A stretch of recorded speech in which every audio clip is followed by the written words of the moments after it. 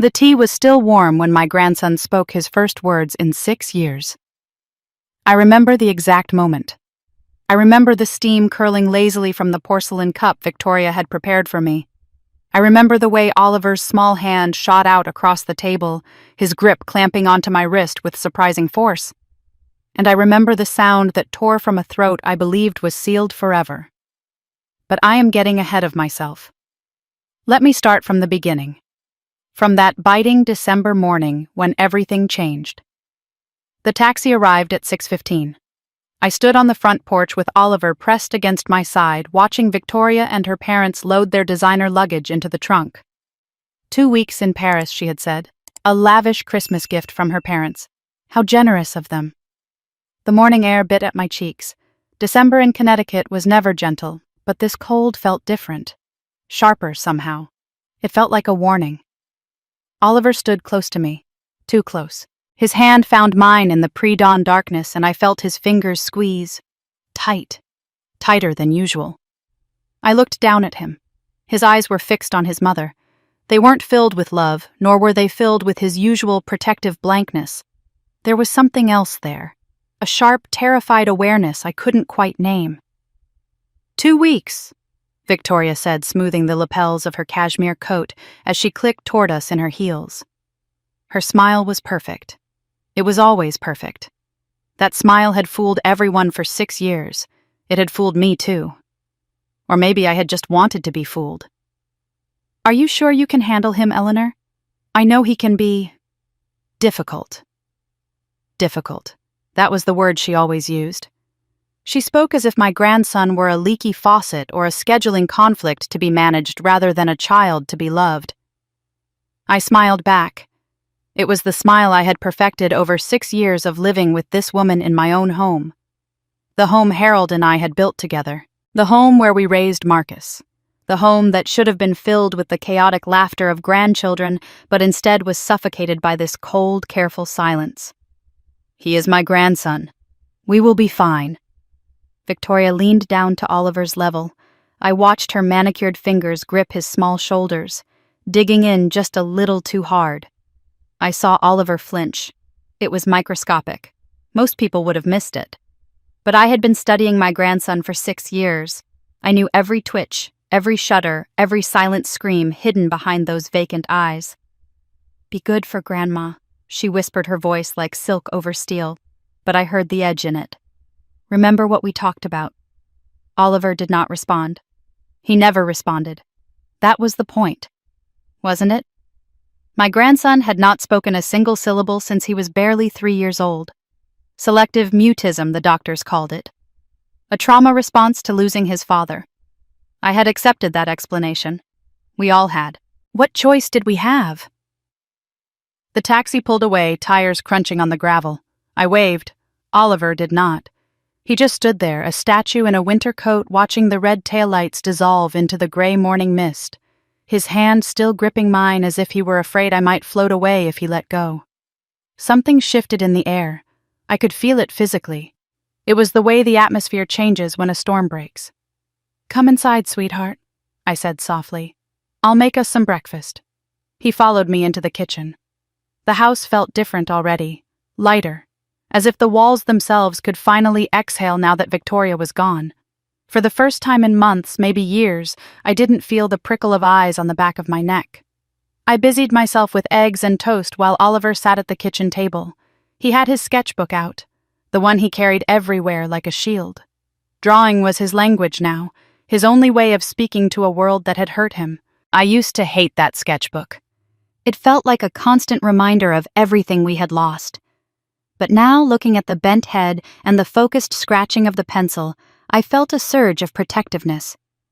I talked to him the way I always did. One-sided conversations that filled the empty spaces.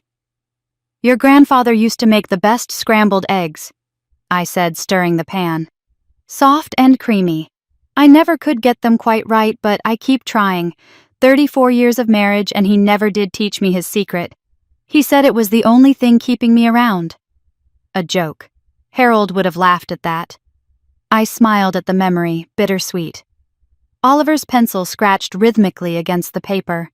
He was drawing something intense, I couldn't see what from where I stood. I thought maybe today we could go to the park, or the library. Whatever you want, sweetheart. We have 2 whole weeks of... I stopped. My eyes had landed on the teapot sitting on the counter. Victoria had made tea for me last night. Your favorite blend, she had said, pressing the delicate cup into my hands.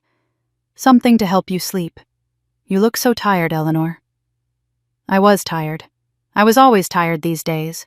It was a bone-deep exhaustion that sleep never quite fixed. I had blamed age. I had blamed grief.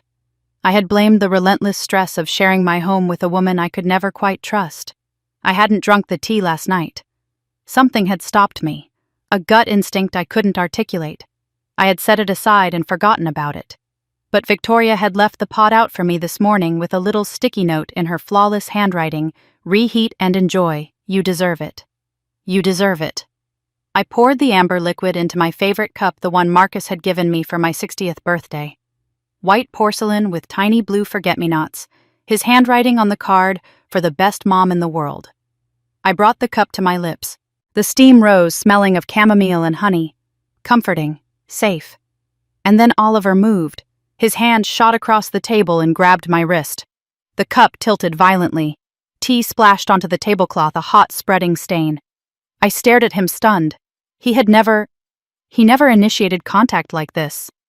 "Oliver, what? Don't drink that." The voice was unrecognizable. It wasn't the clear, bell-like voice of a child. It was rough, grating. It sounded like a rusty hinge that hadn't been turned in years. The syllables were clumsy-shaped by a tongue that had forgotten how to dance, pushing through a throat tight with disuse. But the words were intelligible. They were deliberate. The cup slipped from my fingers. It shattered on the floor, the sound like a gunshot in the quiet kitchen. Tea spread across the tiles, dark and ominous, but I couldn't move. I couldn't breathe. My heart was pounding so hard I could hear the blood rushing in my ears. "Oliver." "Grandma." He was looking at me now, really looking at me, and his eyes... God, his eyes weren't vacant at all. They never had been, I realized with a jolt. They were sharp, terrified, alive, burning with 6 years of secrets. Mommy put something in the tea." He rasped, his voice cracking on the hard consonants. "I saw her, last night, when she thought I was sleeping." The kitchen was silent except for the thudding of my own heart. 6 years. 6 years of silence.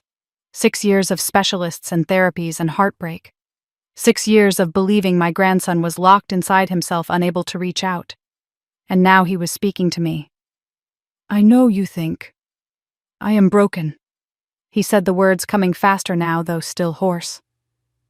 "But I am not broken. I couldn't talk. Not with Mommy here. Not with anyone listening." My legs gave out. I sank into the chair across from him, my hands shaking so badly I had to grip the edge of the table to steady them. "Oliver." "Sweetheart, you can talk. You have always been able to talk." He nodded. A single tear slid down his cheek. He wiped it away quickly, aggressively, as if crying was dangerous. "I was scared. After what happened to Daddy, Mommy said bad things happen to little boys who talk too much. She said if I ever told anyone what I saw, she would make sure I could never talk again." What he saw? My stomach dropped. The room seemed to tilt on its axis. Everything I thought I knew was falling away like sand through my fingers. "What did you see, Oliver?" He wiped his nose with the back of his hand. 8 years old. Just 8 years old, carrying a burden so heavy I could see it physically bending his small shoulders. 6 years of silence. 6 years of fear. 6 years of watching his mother live in this house, pretending to grieve a man she had murdered. "Christmas Eve," he whispered, his voice barely a breath. "I had a nightmare. I woke up and went to find Daddy." "But he was at the top of the stairs, with Mommy, and there was another man there too." Another man. My breath caught in my throat. A third person. Someone else was there that night. They were yelling. Daddy was so angry. I had never heard him so angry.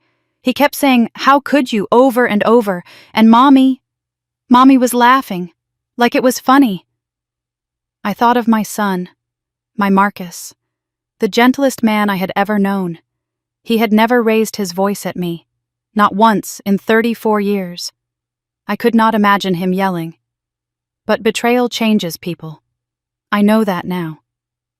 And then Oliver's voice dropped so low I had to lean forward to hear him over the hum of the refrigerator. Mommy pushed him. She put her hands on his chest and she pushed, and Daddy fell, all the way down. I heard the sound when he couldn't finish. He was crying now silently, the way children cry when they have learned that making noise brings punishment instead of comfort. I pulled him onto my lap. He was too big for it, really, all long legs and bony elbows, but I didn't care. I held him the way I had held Marcus when he was small. The way I would hold him forever if I could. "I tried to tell someone," Oliver sobbed into my shoulder, his voice muffled. "The policeman asked me questions, but Mommy was holding my hand so tight it hurt. She smiled and said I had nightmares, that I was confused, that I didn't understand what I saw because I was just a baby." The investigation. I remembered. The police had questioned everyone. They had ruled it an accident. A terrible, tragic accident. Marcus had been drinking, they said. He had tripped at the top of the stairs. Case closed. I understood, Grandma. Oliver pulled back to look at me. His eyes were red but fierce. There was steel in that little boy. Steel that had been forged in the fire of silence. I was little, but I understood what I saw. Mommy pushed Daddy, and then she told me if I ever said anything, she would make sure no one would ever believe me. She would send me away to a place where bad boys go. Forever. So he stopped talking. A 2-year-old child made a calculated choice. He sealed his own voice inside himself to survive. And he had carried this secret for 6 years. Waiting. Waiting for what? For someone to believe him. For a moment when it was safe to speak. For his mother to leave. "Why now?" I asked. My voice was barely a whisper. "Why are you telling me now?" Oliver bit his lip. That gesture. It was so much like Marcus. "Because I heard Mommy on the phone yesterday. She didn't know I was awake. She was talking to someone. About you. About the tea. She said..." He swallowed hard, his throat working. "She said it was almost done.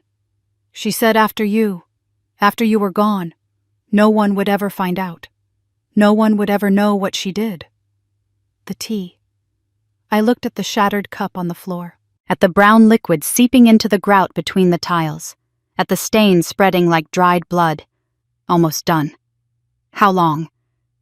How long had she been doing this? 32 years as an ICU nurse. I had seen poisoning before. Accidental overdoses, intentional harm, slow poisoning that masqueraded as chronic illness. I knew the signs. I knew the smell of something wrong in a patient's system. I stood up slowly, setting Oliver on his feet. I walked to the counter where the teapot still sat. I lifted the lid, brought it to my nose. There, underneath the chamomile and honey, something off, bitter, metallic, chemical, the kind of smell that made my medical training stand up and take notice. I didn't know what it was, not yet. But my body knew. My 32 years of instincts knew. Victoria had tried to poison me. No. Victoria was poisoning me. Had been poisoning me. For how long? The fatigue that never went away. The headaches. The dizzy spells I had blamed on grief and aging. She had been patient, methodical. The tea she made for me every night. How long had she been doing this? How long had she been slowly killing me while I thanked her for her kindness? I set the teapot down. My hands were steady now. The shock had passed. Something colder was settling in. Something I hadn't felt since the night the police called me about Marcus. Purpose. I found a clean jar in the cupboard. Carefully, without spilling a drop, I poured the remaining tea into it. Evidence. I sealed the lid tight. Then I wiped the jar clean and hid it in the very back of the refrigerator behind the jars of pickled vegetables Victoria never touched. "Grandma?" Oliver's voice was small, scared, like he wasn't sure if he had done the right thing. "Do you believe me?" I looked at my grandson, at the child everyone thought was broken, at the only witness to my son's murder. "Yes," I said. "I believe you." I believed him because I had always known, somewhere deep in my gut, in the part of me that had spent 3 decades watching people live and die, I had always known something was wrong. The night Marcus died. The phone call at 2 a.m. Victoria's voice hysterical but somehow rehearsed. He fell down the stairs. He was drinking, and he fell. But Marcus didn't drink. Not really. A beer at a barbecue, a glass of wine at Christmas dinner. He was not a drinking man. He had seen what alcohol did to my father, and he had promised himself he would never go down that road. The funeral. Victoria in her black dress crying into a handkerchief. Perfect tears. Perfect grief. But I had seen her check her phone during the eulogy. I had seen her smile at someone across the room. Just for a fleeting second. A flash of something that was not grief. And the bruises. I had seen Marcus's body at the funeral home. One last goodbye. The marks on his back, his shoulders. The funeral director said they were from the fall, but I knew what fall injuries looked like. I had seen hundreds of them. 32 years of trauma patients. 32 years of bodies that had fallen from ladders downstairs off roofs. The pattern was wrong. I had noticed. God help me, I had noticed all of it. And I had told myself I was being paranoid. That grief was making me suspicious. That no mother would. That no wife would. But Victoria wasn't a mother. Not really. She had never looked at Oliver the way a mother looks at her child. She looked at him the way someone looks at an obstacle. A problem to be managed. A witness to be silenced. And she wasn't a wife anymore either. She was a killer. The rest of that morning passed in a blur. I made Oliver breakfast. I cleaned up the broken cup and the spilled tea. I called in sick to my weekly coffee with the ladies from church. Margaret would understand. She always understood. And I thought. I planned. I let my ICU training take over. The calm in the chaos, the methodical thinking that had saved so many lives over the years. Victoria was smart. She had fooled everyone for 6 years. The police, the lawyers, her own parents, me. If I called the authorities now, what would happen Oliver's word against hers? A child who had not spoken in 6 years suddenly accusing his mother of murder. She would spin it. She was so good at spinning things. She would say I had coached him. She would say I was a bitter old woman attempting to steal her son. She would cry those perfect tears, and everyone would believe her. No, I needed proof, real, undeniable proof. And I had 2 weeks to find it. That afternoon, Oliver drew while I searched the house. I started with Victoria's bedroom, the room that used to be mine and Harold's before she convinced me to move to the smaller guest room. She had redecorated everything when she moved in. New curtains, new bedding, new furniture. Like she was erasing us from our own home. At the time, I had told myself it helped her with grief. Now I understood. She was claiming territory. I didn't know what I was looking for. Financial records, letters, anything that might explain why she had killed my son. Greed. There was the life insurance, but that couldn't be enough. There had to be more. I found nothing useful, just clothes and jewelry and the expensive skincare products she ordered online with money that should have been going to Oliver's future. But in the closet tucked behind a box of old shoes, I found something else. Marcus's laptop. My heart stopped. I had forgotten about it. After he died, Victoria had packed away all his things. Too painful, she had said. I cannot bear to look at them. I hadn't questioned it. I had been too deep in my own grief to question anything. I pulled the laptop out and carried it downstairs. It was password protected, of course. I tried every combination I could think of. Our birthdays, Oliver's birthday, our wedding anniversary, the name of his childhood dog. Nothing worked. But I would figure it out. I had time. That evening I sat with Oliver on the couch. He was drawing again, his pencil moving across the page with quick, certain strokes. The house was quiet, safe, For the first time in years, it felt like home. "Oliver," I said gently, "can I see what you have been drawing all these years?" He hesitated. I could see the fear flicker across his face. Old habits die hard. Then slowly he handed me his sketchbook. I turned the pages. The first few were normal. Trees, houses, the dog from next door. A birthday cake. A sunset. The kind of things any child might draw. But as I went further back, the drawings changed. A house with dark windows, a staircase, figures at the top. The same image repeated over and over in different variations, like he was trying to process something he couldn't put into words. I stopped at one page. My breath caught in my throat. It was a stick figure drawing. Simple like any child's art. But the meaning was horrifyingly clear. Two figures at the top of the stairs. One with long hair. Victoria. One with short hair. Marcus. And behind Victoria, hands extended toward Marcus's back. A third figure stood nearby. The other man Oliver had mentioned. The fourth figure was falling. Arms spread wide, tumbling down into darkness. At the bottom of the stairs, a tiny figure watched. A child. Eyes wide, mouth open in a silent scream. Oliver. "I drew it so I wouldn't forget," he said quietly, his voice still raspy. "In case someday someone believed me." He had been documenting. For 6 years, a child had been silently recording the truth in the only way he could, hiding evidence in plain sight. I held the drawing in my trembling hands. Evidence. Not enough for a court, maybe, but a beginning.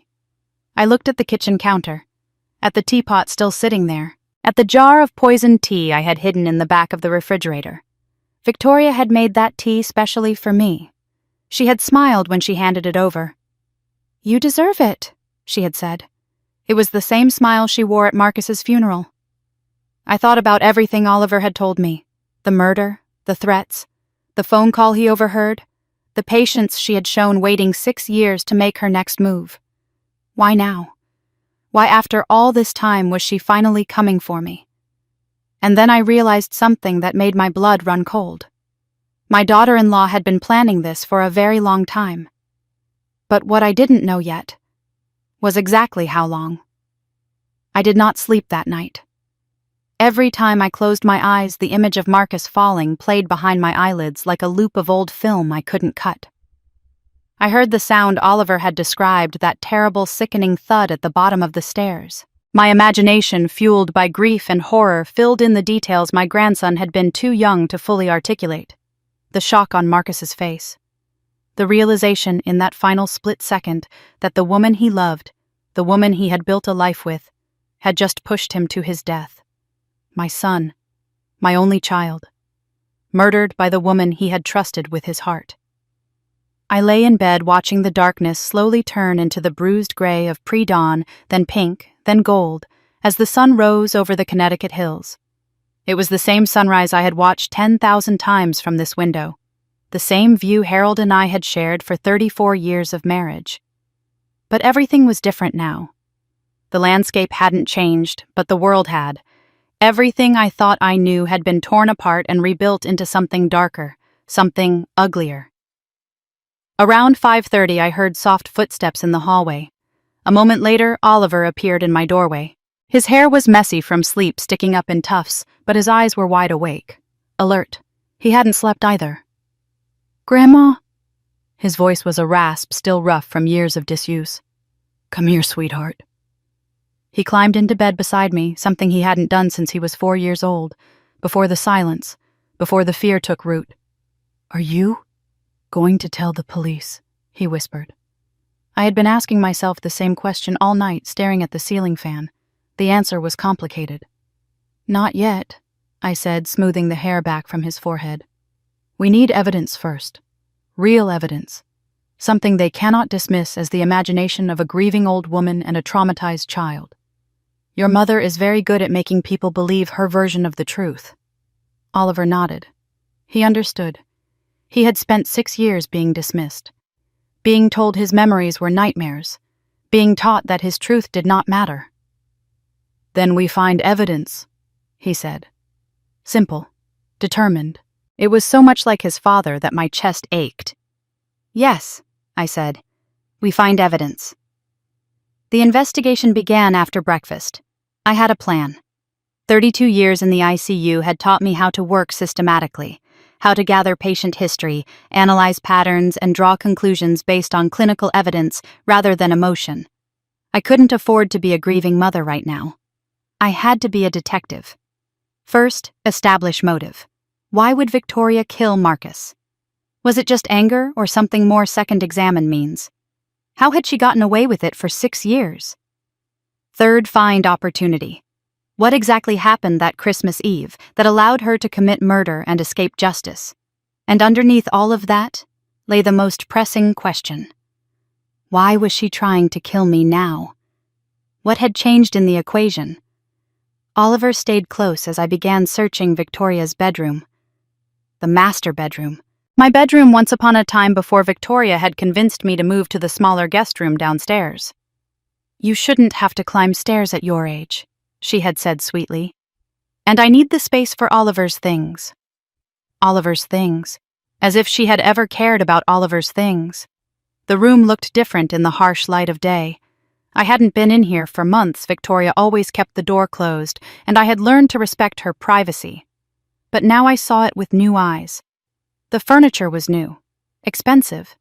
The kind of modern minimalist pieces, sharp angles, glass chrome, that belonged in an architectural digest, not a warm family home.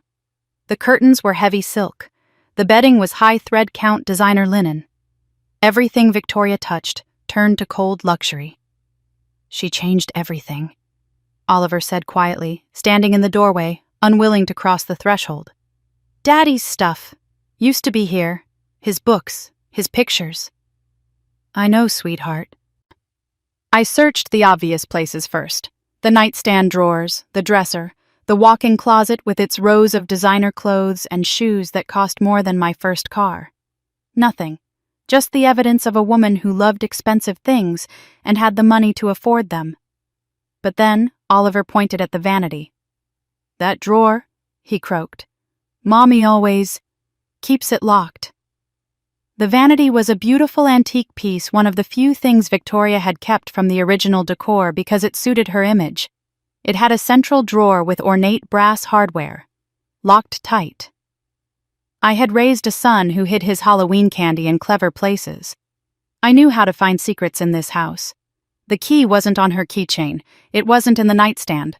I checked her jewelry box, lifting out the trays of diamond earrings and gold bracelets. Finally hidden under the velvet lining of the bottom tier, I felt a small hard lump. I pulled it out. A small brass key. People always hide keys near the locks they protect. It is human nature. Convenience often overrides security. The drawer opened with a soft, satisfying click. Inside it wasn't jewelry or love letters. It was paperwork. Folders, documents, bank statements, credit card bills. The financial life Victoria had kept meticulously hidden from everyone. I gathered everything and carried it downstairs to the kitchen table, spreading it out like a patient's chart.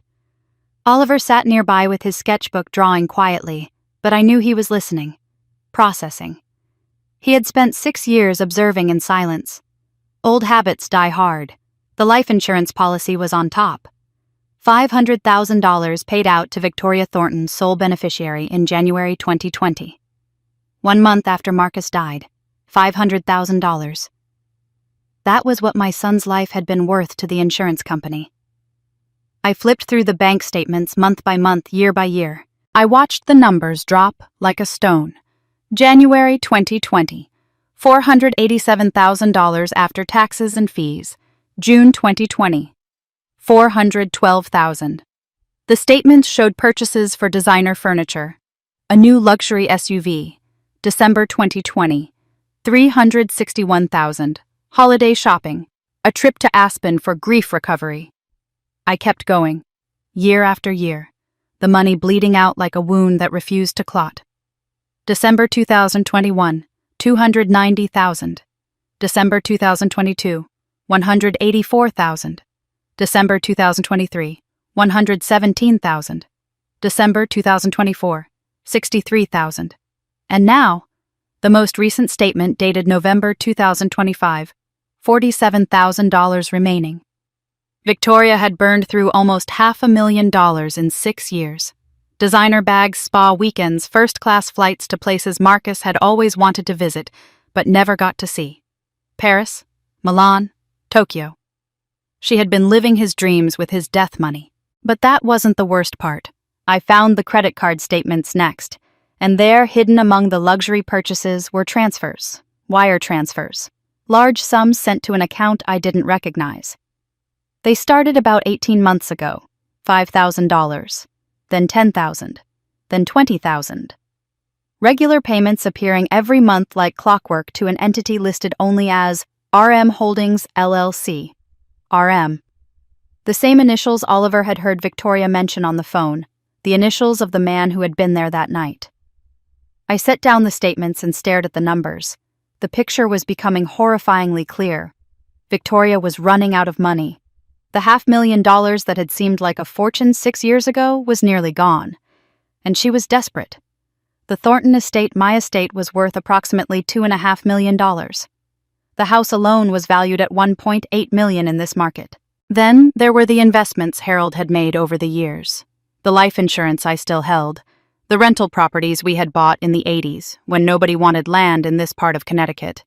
I controlled all of it. As the surviving Thornton, everything was in my name. If I died, Oliver would inherit. And as Oliver's sole living parent and legal guardian, Victoria would control his inheritance until he turned 18. 10 more years of access to millions of dollars. That was what my death was worth to her. The tea made perfect sense now, the slow poisoning. She needed it to look natural, an old woman declining, getting sicker, eventually passing away in her sleep. Nothing suspicious. Nothing that would raise questions or trigger an autopsy. Just a grieving grandmother who finally succumbed to her broken heart. I pushed back from the table, my hands shaking. Not from fear this time. From rage. "Grandma?" Oliver's voice was small. "Are you okay?" "No," I said honestly. "But I will be." I needed to make a phone call. Patricia Chen answered on the third ring. Her voice was warm, but surprised we hadn't spoken in almost 2 years, not since her promotion to chief medical examiner. "Eleanor Thornton," she said. "I was just thinking about you last week. How are you holding up?" Small talk. I didn't have time for small talk. "Patty, I need a favor. A professional favor." Silence on the line. Patricia was smart. She could hear the tension vibrating in my voice. "What kind of favor?" "I need you to look at a file. An old file, from December 2019. More silence. Heavy this time. Then, Marcus's file. "Yes." "Ellie." She exhaled slowly, the sound of a woman who knew she was stepping into dangerous territory. "What's going on? You sound different." How could I explain? How could I tell her that my 8-year-old grandson had broken 6 years of silence to warn me that my daughter-in-law was a murderer? That everything we believed about Marcus's death was a lie? "My grandson told me things," I said carefully. "Things that make me question what happened that night. I need to know the truth, Patty, even if it destroys me." "Eleanor, that case was ruled an accident. Dr. Howard did the autopsy himself. He was thorough. Dr. Howard is retired now, and I am not questioning his competence. I am asking you as a friend and as a professional to look at the file again, with fresh eyes. Look for defensive wounds. Look for impact angles that don't match a simple fall." Patricia was quiet for a long moment. I could almost hear her weighing the risks, looking into a closed case, questioning a colleague's work, the politics of her position. "Off the record," she finally said. "For now, I'll pull the file tonight and look at it at home. But Ellie, if what you're suggesting is true, we need to be very careful. If Victoria really did..." "I know. I'm already being careful. I'll call you tomorrow. And Ellie, don't do anything stupid." I almost laughed. Stupid would have been drinking the tea. After the call, I sat with Oliver and we ate lunch in silence. Not the heavy, oppressive silence of the past 6 years. This was different. companionable. We were partners now working toward the same goal. "Grandma," Oliver said between bites of his sandwich, his voice gaining a little more strength. "Daddy had a journal. A real one. With a lock and everything. He used to write in it before bed." My heart stuttered in my chest. "A journal. Mommy took it after Daddy died. She said she was keeping it safe. But I saw her reading it once. She was crying. But not sad crying. Angry crying. A journal. Marcus had kept a journal, and Victoria had taken it. Do you know where she put it?" Oliver shook his head. "She hid it. I looked, but I couldn't find it." The basement. It had to be in the basement. Victoria had packed away all of Marcus's belongings after his death. "Too painful," she had said. "I cannot bear to look at them." She had been so convincing, so grief-stricken. In reality, she was burying the evidence. The basement stairs creaked under my feet as we descended. Oliver held my hand, his grip tightening with each step. I could feel his fear, the memory of another staircase, another descent. Some traumas live in the body forever. "It's okay," I whispered. "We're just looking." But we both knew better. We were looking for ghosts. The storage area was cluttered with boxes and old furniture. Dust motes floated in the weak light from a single bulb.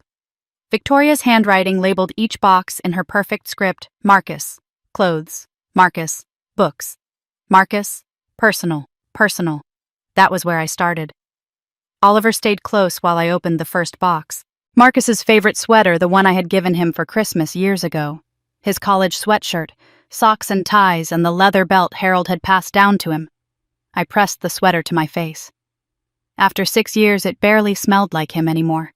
Just dust and cardboard and the ghost of the man he used to be. The second box held memories. Photo albums from his childhood, his high school diploma, the trophy he had won at his first debate tournament, a stack of birthday cards I had given him over the years. He had saved every single one. "He loved you so much," Oliver said quietly. "He used to talk about you all the time, how smart you were, how strong." I wiped my eyes. This was not the time for tears. The third box was smaller, heavier. I lifted the lid and found a jumble of items: his watch, his college ring, a few books. And at the bottom, wrapped in an old t-shirt, a black leather journal. It had a small brass lock, but the latch had been pried open. The metal was twisted. Victoria had read it. She had read her husband's private thoughts, confirmed her suspicions, and then hidden the evidence in the basement where no one would find it. I carried the journal upstairs. Oliver followed, watching me with those two old eyes. The living room was growing dark as evening settled in. I turned on a lamp and sat in Harold's old armchair, the one Victoria had wanted to throw away. But I had insisted on keeping. Oliver curled up on the couch with a blanket, exhausted from the day's emotions. I opened the journal to the first page. Marcus's handwriting. Neat and controlled. The penmanship of a man who had always prided himself on precision, on logic, on control. January 15th, 2019. New year, new journal. Victoria gave me this for Christmas. She said I needed to process my feelings more. Maybe she is right. I have been stressed at work lately. The promotion is taking everything out of me. I turned the pages slowly, watching my son's life unfold in his own words. March 3rd, 2019. V seems distant lately, always on her phone. When I ask who she is talking to, she says, "Just friends from work." But she never used to hide her phone before. My stomach tightened. The first hint of trouble. July 22nd, 2019. Found receipts in V's purse. Hotels in Hartford. She said they were work trips, but I checked her calendar. No work trips scheduled. Am I being paranoid? God, I hope I am being paranoid. He wasn't being paranoid. I knew that now. September 8th, 2019. I think V is having an affair. I don't want to believe it. We have Oliver. We have a life. But she comes home late 3 nights a week now. And she smells different. Like cologne. Men's cologne. The entries grew more frequent, more desperate. November 14th, 2019. Hired a private investigator. I feel sick about it. But I need to know. I need to know if my wife, if the mother of my child, I can't even write it.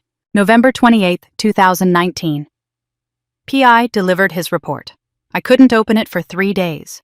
Today, I finally did. The next entry was written in a different pen. The ink was darker, the handwriting shakier, like he had started over multiple times. November 28, 2019 continued. It's true, all of it. The PI has photos. Victoria meeting a man at a hotel in Hartford, the same hotel those receipts were from. They have been seeing each other for over a year. His name is Ryan Mitchell. He works in finance. Victoria met him at some charity gala I couldn't attend because I was watching Oliver. Ryan Mitchell. RM. The man who had been at the top of the stairs on Christmas Eve. The man to whom Victoria was now sending thousands of dollars a month. December 15th, 2019. Confronted Vi tonight. Showed her the photos. She didn't even try to deny it. She laughed. She laughed and said I was pathetic for having her followed. Said she only married me for... The sentence stopped mid-word. The next few pages had been torn out, ripped roughly from the binding, leaving ragged edges. Victoria had removed whatever came next. Whatever hateful, revealing things she had destroyed them to protect her secrets. I kept turning pages. Most were blank now. And then I found it. The final entry. December 23rd, 2019. 1 day before he died. The handwriting was different again. Steadier than the November entries. Calmer. Like he had made peace with something terrible. I am writing this in case something happens to me. I went to see a lawyer yesterday, drew up a new will. Victoria does not know about it yet, but she will soon. I am changing everything. The house, the investments, Mom's trust. All of it goes directly to Oliver now. Victoria will not see a penny if I die. My lawyer says the documents will be filed after the holidays. I told V about the divorce papers this morning. She was calm. Too calm.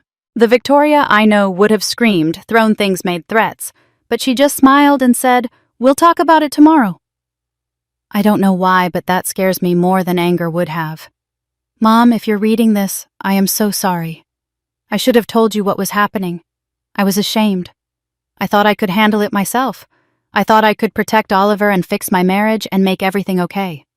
I was wrong. V is not who we thought she was. She is...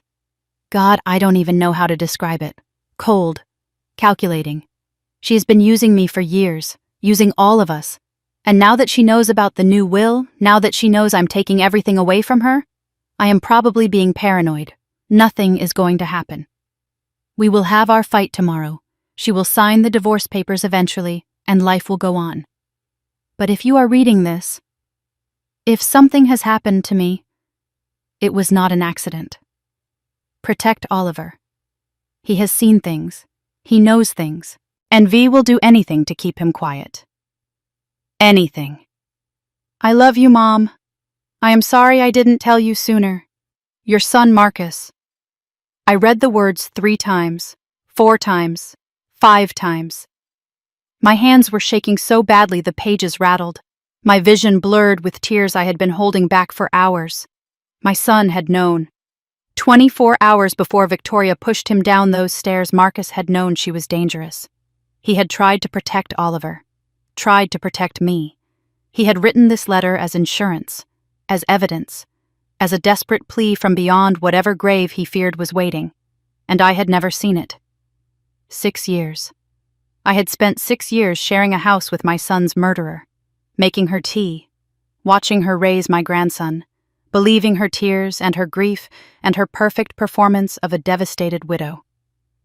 The journal slipped from my fingers and landed on the carpet with a soft thump. Oliver stirred on the couch. "Grandma." I could not answer, could not speak, could not do anything but stare at the wall where Marcus's senior portrait hung, the one Victoria had wanted to take down, but I had refused. My son smiled at me from that photograph. 22 years old, his whole life ahead of him. No idea that one day he would fall in love with a woman who would destroy him. December 23rd. He had written this warning 1 day before Christmas Eve. 1 day before Victoria pushed him down those stairs. One day before she stole everything from us. And I had spent 6 years believing it was an accident. 6 years of lies. 6 years of manipulation. 6 years of my grandson suffering in silence because a monster had taught him that speaking the truth meant death. But now I knew. Now I had proof. And Victoria had no idea that her carefully constructed world was about to come crashing down. I did not sleep that night. How could I? Every time I closed my eyes, I saw the words from Marcus's journal burning against my eyelids. It was not an accident. I sat in Harold's old armchair, the leather cool against my back, watching the darkness slowly bleed into gray, then pink, then a pale, sickly gold as the sun rose over the Connecticut hills. It was the same sunrise I had watched 10,000 times from this window. But the world it illuminated was no longer the one I recognized. I hadn't eaten. I hadn't cried. I was beyond crying now. I was somewhere past grief in a cold, barren landscape where only one thing could grow determination. "Grandma?" Oliver stood in the doorway, still in his pajamas. His hair was mussed from sleep sticking up in tufts, but his eyes were wide awake, alert. He hadn't slept either. He had been listening, watching. "You didn't sleep," he said. It wasn't a question. His voice was rough, a rasp of gravel, but steady. "No." He disappeared for a moment. I heard the soft padding of his feet in the kitchen, the sound of water running, the click of the electric kettle. A cupboard opened and closed. Then he returned, carrying a steaming mug with both hands, moving carefully to avoid spilling a drop. I flinched when he offered it to me. He noticed. Of course he noticed. He noticed everything. "I made it myself," he said quickly, his eyes earnest. "From the new box, the sealed one in the back of the pantry, the one Mommy didn't touch. I checked the seal." My throat tightened. 8 years old, and he was already thinking like a survivalist. Already checking seals and anticipating threats, protecting me the way I should have been protecting him. I took the cup with trembling hands. It was too hot, but I didn't care. The warmth felt like an anchor, something real in a world that had become a nightmare. "Thank you, sweetheart." He sat on the floor beside my chair, leaning his head against my legs the way he used to when he was a toddler. Before the silence, before Victoria taught him that love was a liability. "What are we going to do?" he asked. I looked down at Marcus's journal still resting on my lap. At my son's handwriting. At the truth that had been buried in a basement box for 6 years while a murderer slept under my roof. "We're going to find proof," I said. "Real proof. Enough to make sure Victoria never hurts anyone again." Oliver nodded slowly against my knee. "Okay." Such a small word. Okay. But coming from him, it sounded like a battle cry. The phone rang at 9:32. I had been watching the clock on the mantel, counting the minutes since sunrise, waiting for Patricia's call.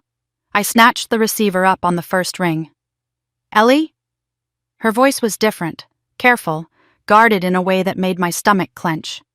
"Are you sitting down?" "I've been sitting down all night. What did you find?"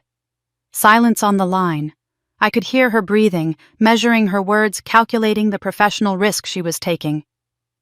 "I reviewed the autopsy file last night. The photos, the measurements, Dr. Howard's original notes. He was thorough, but he operated under a specific assumption." "That it was an accident?" I said. "Exactly. And when you look for an accident, that's what you find. But looking at it with fresh eyes, there are inconsistencies." "What kind of inconsistencies?" "The bruising on his forearms," Patricia said slowly. "Dr. Howard noted them as impact trauma from the fall. But looking at the pattern, Ellie, they look like defensive wounds. Like he raised his arms to protect himself, to block someone. My son raising his arms, trying to block Victoria's push, trying to save himself in that last terrible second." "Someone pushing him," I said. My voice sounded hollow, like it was coming from underwater. "I can't say that officially. Not yet. But yes, the biomechanics suggest a struggle before the fall." "What else?" Patricia exhaled a sharp sound of frustration. "The angle of the head injury. When someone trips and falls downstairs, they typically tumble forward. The primary impact is usually to the face or the top of the skull. But Marcus, the fatal blow was to the occipital bone, the back of his head. Meaning he fell backward. He was facing the top of the stairs when he went down. Facing up. Looking at his killer as he fell. He was pushed, I said, from the front. The physics support that conclusion. Yes. The room seemed to tilt. I had known. I had known since Oliver first spoke, but hearing it confirmed by a medical professional, hearing the cold clinical evidence of my son's murder, shattered the last remnants of my denial. Why didn't Howard catch this? I don't know. Maybe he was tired. It was Christmas Eve. Maybe he took the grieving widow's story at face value. Victoria is persuasive. She hesitated. Or maybe he just didn't want to see a murder in a happy home. Victoria, of course Victoria. She had charmed everyone, the police, the medical examiner, even me. What can we do? I asked. Officially. Right now, nothing. I can't reopen a closed homicide case based on a reinterpretation of 6-year-old photos. We need new evidence. Something concrete. Something that places her at the scene with intent. I have her motive, I said. Financial records. The life insurance is almost gone. And the journal? Marcus kept a journal. He wrote about the affair, about her threats, about his plan to divorce her. Patricia was quiet for a moment. That's good, Ellie. That's really good. That establishes state of mind. But we need more. We need something that puts her hands on his chest. I'm working on it. Be careful. If what you're telling me is true, if Victoria really did this, she's gotten away with murder for 6 years. She's intelligent. She's a sociopath. And if she finds out you're investigating, I know. So. Do you? Because the woman who could push her husband down a flight of stairs in front of her own child, that woman has no boundaries, no moral floor. She will do whatever it takes to protect herself. I looked at Oliver still sitting on the floor beside me, still listening to every word. So will I said.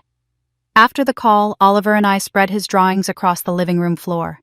6 years of silence. 6 years of nightmares captured in graphite and crayon. 6 years of a child desperately trying to communicate something the adults in his life refused to see. But I was seeing now. Show me, I said.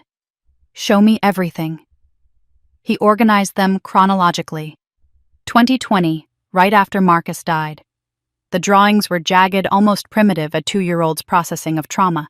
Dark scribbles, red crayon that might have been blood, a shape at the bottom of a black void. Then 2021. The images grew clearer. A house, a staircase, figures at the top.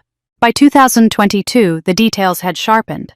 A woman with long dark hair, a man with short hair, and falling, always falling, a figure tumbling down into darkness. You drew the same thing over and over, I said softly. I didn't want to forget. His voice was small. I was scared if I forgot nobody would ever know. And Daddy would just be gone. Like he never mattered. I pulled him close, burying my face in his hair. He mattered. He matters. And we're not going to let anyone forget. We kept looking. 2023. 2024. The drawings became more sophisticated as Oliver grew older, more detailed. Shadows, perspective, expressions. And then I found it. A drawing from early 2024. The same scene, the staircase, Victoria Marcus. But this time the perspective was wider. There was someone else. A third figure standing at the top of the stairs slightly behind Victoria. Tall, dark hair, holding something rectangular in his raised hand. This man, I said, pointing to the figure. Who is this? Oliver leaned over to look. The other man. He was there that night. You saw him clearly. He was standing behind Mommy. When Daddy fell, he held up his phone. Oliver mimed the gesture, holding an invisible rectangle in front of his face. Like he was taking a picture, or recording. My blood went cold. Recording. Ryan Mitchell had been recording. Why would someone record a murder unless it was planned? Unless he was documenting it as insurance, as leverage, as proof of Victoria's guilt that he could hold over her head forever. The payments to RM Holdings LLC suddenly made terrifying sense. Not gifts from Victoria to her lover, blackmail payments.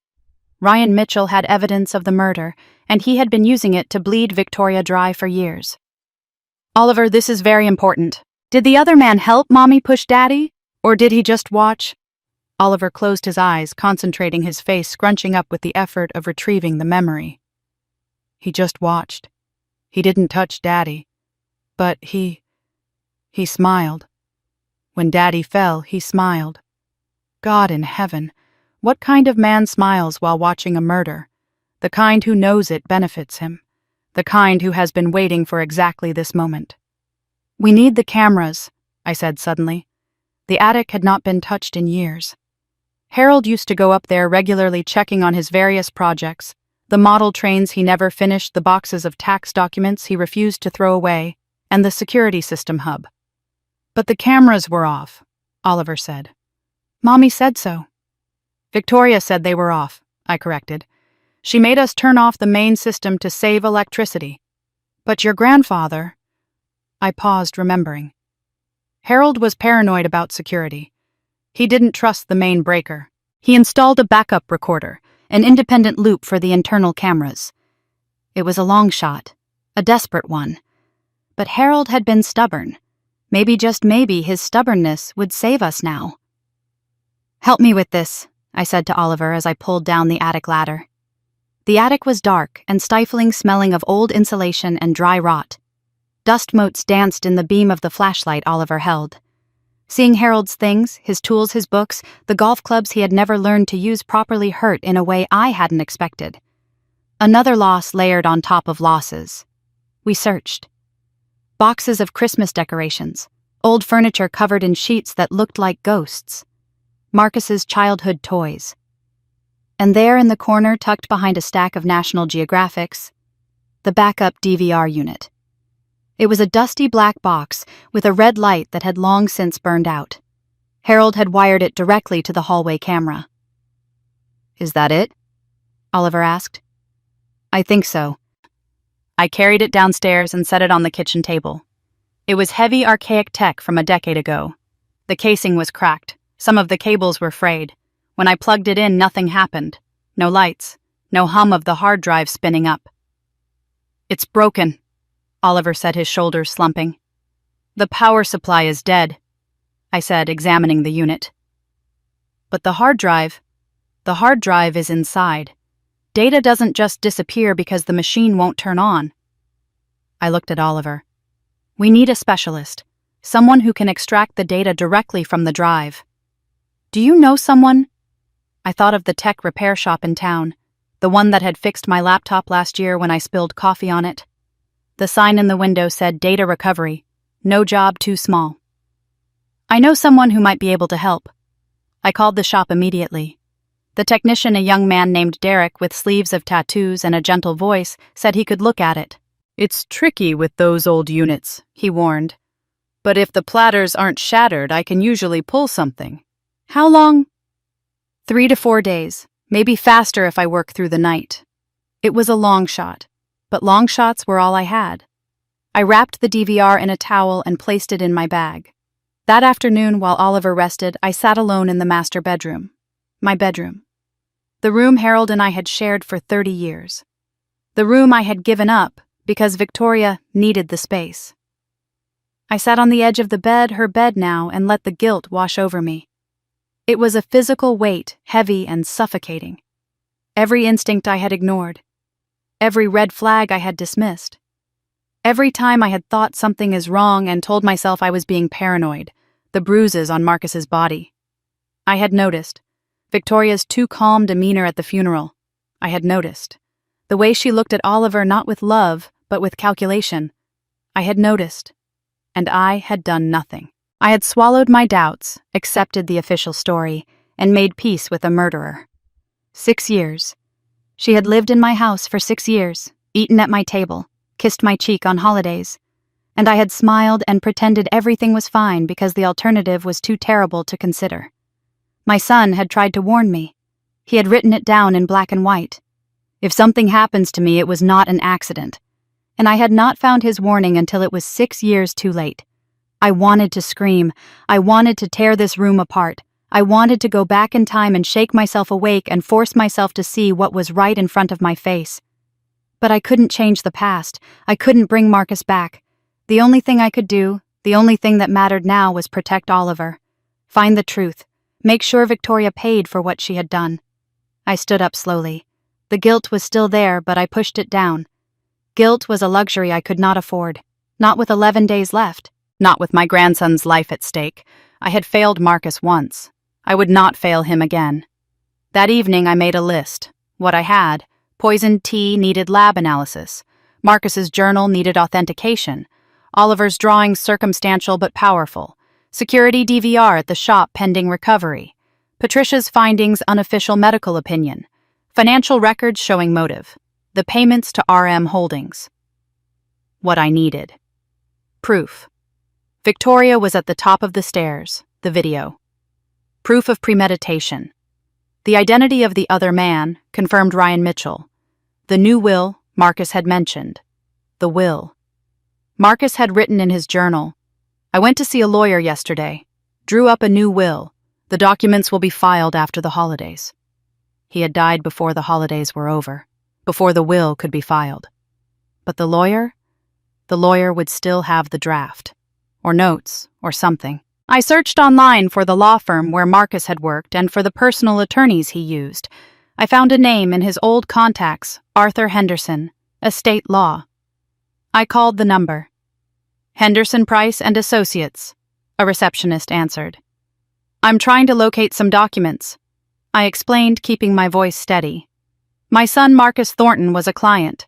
He passed away 6 years ago, but I believe he left something with Mr. Henderson shortly before he died." "One moment, please." Hold music, generic classical. I waited, heart pounding. "Mrs. Thornton." A different voice, male, older, grave. "This is Arthur Henderson. I was Marcus's attorney." "Mr. Henderson, thank you for taking my call. I was very sorry about Marcus. He was a good man." "Thank you. I'm calling because I recently discovered some of Marcus's personal writings. He mentioned visiting you on December 20th, 2019. He mentioned a new will." There was a long pause on the other end. "Mrs. Thornton," Henderson said slowly. "Marcus did come to see me. He was agitated. He brought a sealed file. He gave me strict instructions. Do not open this. Do not file anything yet. Just keep it safe until I call you after Christmas." My breath caught. And he never called," Henderson said softly. "When I heard he had passed, I assumed the file was moot. Since he never executed the documents or authorized me to open them, my hands were tied. I couldn't legally act on a sealed file without his instruction." "But you still have it." "I do. It's in our secure archives, marked, 'To be opened only by Eleanor Thornton in the event of my death.' He had left it for me, not as a public document, but as a failsafe, a message in a bottle." "Why didn't you contact me?" I asked. "I tried Mrs. Thornton. I called the house a week after the funeral," Victoria answered. "She told me you were too grief-stricken to handle any business, and that she was handling all of Marcus's affairs. She said she would pass the message along." Of course she did. She had blocked him, just like she blocked everything else. "I need to see that file," I said. "Come to my office tomorrow, 10 o'clock. Bring identification." "I'll be there." I hung up and stared at the phone. Marcus had known. He had known Victoria might try to prevent anyone from seeing the truth, so he had hidden it where only I could retrieve it. My brilliant, careful son. Even in death, he was trying to protect us. I tucked Oliver into bed that night. It was the first time I had done that in years. Victoria had always insisted on handling bedtime herself. "Quality time with my son," she called it. I wondered now what she had really been doing. What threats she had whispered in the dark. What fears she had reinforced to keep him silent. "Grandma," Oliver's voice was raspy in the darkness. "What happens now?" I sat on the edge of his bed. The same bed Marcus had slept in as a boy. "Now we gather evidence," I said. "We build a case, and when we have enough, we go to the police." "Yes, when we have enough that they cannot ignore us." He was quiet for a moment. "What if Mommy comes back before we're done?" I smoothed the hair from his forehead, the same gesture I had used with Marcus a lifetime ago. Then we make sure we find everything first. But what if we can't? His voice cracked. What if she comes back and she knows what we're doing and she... Oliver. I leaned down so I was looking directly into his eyes. I spent 32 years keeping people alive in the ICU. I learned something important there. What? That when someone you love is in danger, you don't give up, you don't stop, you fight until your last breath. He nodded slowly, tears glistening in his eyes. Like Daddy tried to fight. Yes. My throat tightened. Like Daddy tried to fight, but we have something Daddy didn't have. What? Each other and the truth. And 11 days. I kissed his forehead and stood in the doorway watching him until his breathing slowed into sleep. 11 days until Victoria returned from Paris. 11 days to prove she was a murderer. 11 days to make sure my grandson was safe forever. I walked down the hallway past the photographs of Marcus and Harold, past the life I used to have, past the woman I used to be, the one who trusted, who hoped, who believed the best in people. That woman was gone now, buried alongside her son. In her place stood someone new, someone harder, someone who understood that the world was full of monsters and the only way to defeat them was to become something they did not expect. I knew exactly what I was going to do, and God help anyone who tried to stop me. The law offices of Henderson, Price & Associates occupied the top floor of a weathered red brick building downtown. It was the kind of structure that had anchored the town square since before the highway was built, solid, imposing, and smelling of dust and serious decisions. I had left Oliver with Mrs. Patterson next door. She was 73 years old, mostly deaf, and possessed a heart made of gold. She had been bringing us casseroles since the day Marcus died.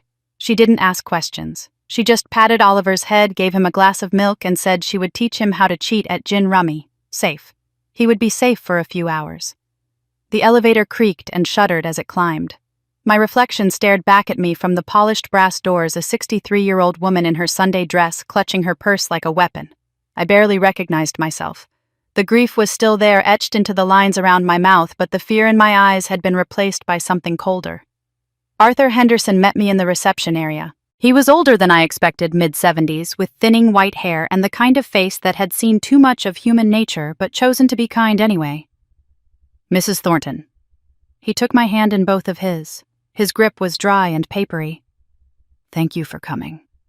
I've been thinking about Marcus a lot lately. So have I. His office smelled like leather, old paper, and lemon polish. Mahogany desk, floor-to-ceiling bookshelves filled with heavy legal volumes, a window overlooking the town square. On the wall hung diplomas and certificates, 40 years of practice, 40 years of keeping other people's secrets. Please sit. He gestured to a wing-back chair. Can I get you anything, coffee, water? Just the file, Mr. Henderson, please.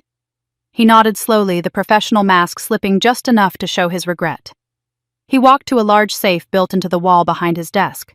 The combination was long 12 digits at least. When the heavy door swung open, I saw rows of sealed envelopes and folders. Other people's lives filed away alphabetically. He retrieved a thick manila envelope from the T section. Thornton, my son's name written in black marker. Marcus came to see me on December 20th. Henderson said, his voice heavy as he returned to his desk. 4 days before he died. He was troubled. Troubled how... Henderson set the envelope on the desk between us. He didn't let go of it immediately. His hand rested on the paper as if he could still feel Marcus's energy vibrating through it. I've been practicing law for a long time, Mrs. Thornton. I know what anxiety looks like. I know what anger looks like. But Marcus was terrified.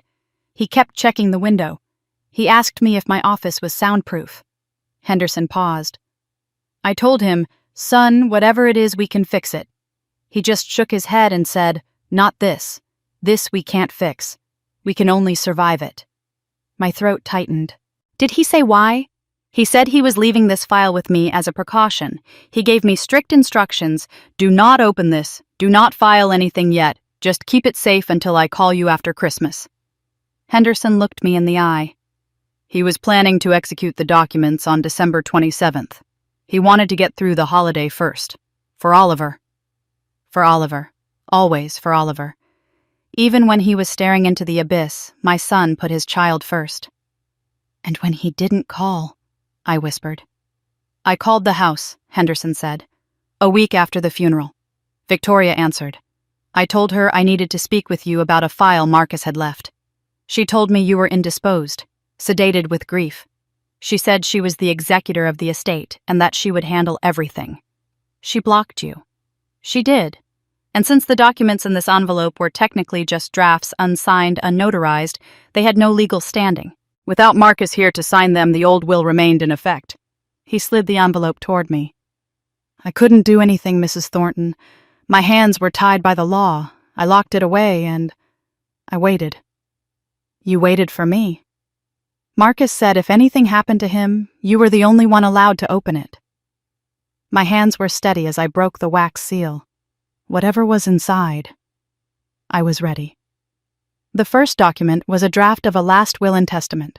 Last will and testament of Marcus Andrew Thornton, dated December 20th, 2019.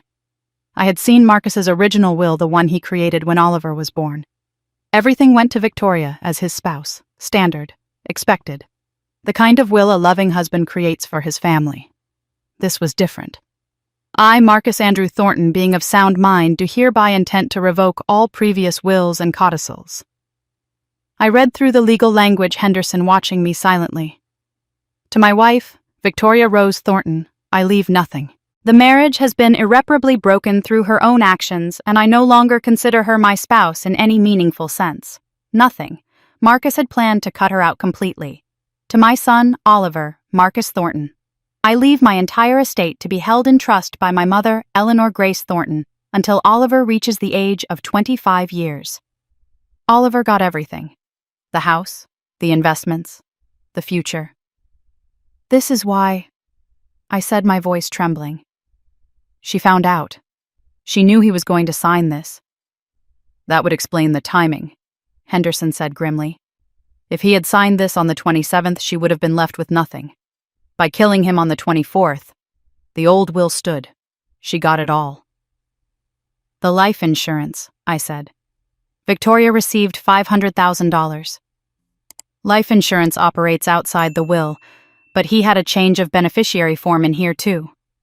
Henderson pointed to a paper clipped to the back. He was going to change it to Oliver. He never got the chance to file it. I turned to the second document. Petition for dissolution of marriage. Draft, unfiled, grounds irreconcilable differences, adultery, and emotional cruelty. There was a yellow sticky note attached to the front in Marcus's handwriting. File Deck 26. Serve Victoria. Deck 27. Wait until Santa has come and gone. He was trying to protect his son from a ruined Christmas. He paid for that kindness with his life. There's one more thing, Henderson said quietly. The reason he was seeking a divorce. The third document was thicker than the others. A bound report with a black cover. Confidential investigation. Victoria Thornton.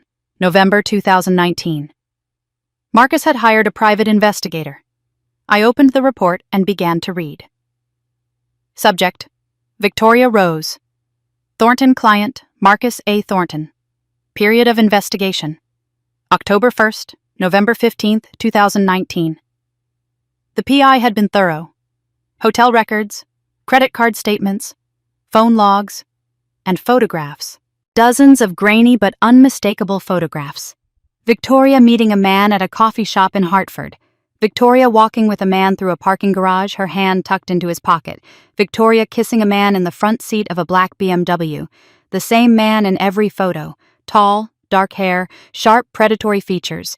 The kind of handsome that came with money and confidence and a complete absence of conscience. Subject: identified Ryan Mitchell. Occupation financial advisor, Hartford Investment Group. Status single. High net worth. I stared at his face. The confident smile, the arrogance. Did you know about this? I asked Henderson. About the affair. Marcus told me. He was devastated. He had suspected for months, but seeing the proof. Henderson shook his head. It broke something in him. Not his resolve that only got stronger, but his faith. In marriage, in the woman he slept next to. I gathered the documents and stood. The weight of the envelope in my hands felt like lead. "Thank you, Mr. Henderson, for keeping this safe. For waiting." "Mrs. Thornton." He rose with me. "Whatever you're planning to do with this information, please be careful. If Victoria killed him to stop these documents from being signed, she did.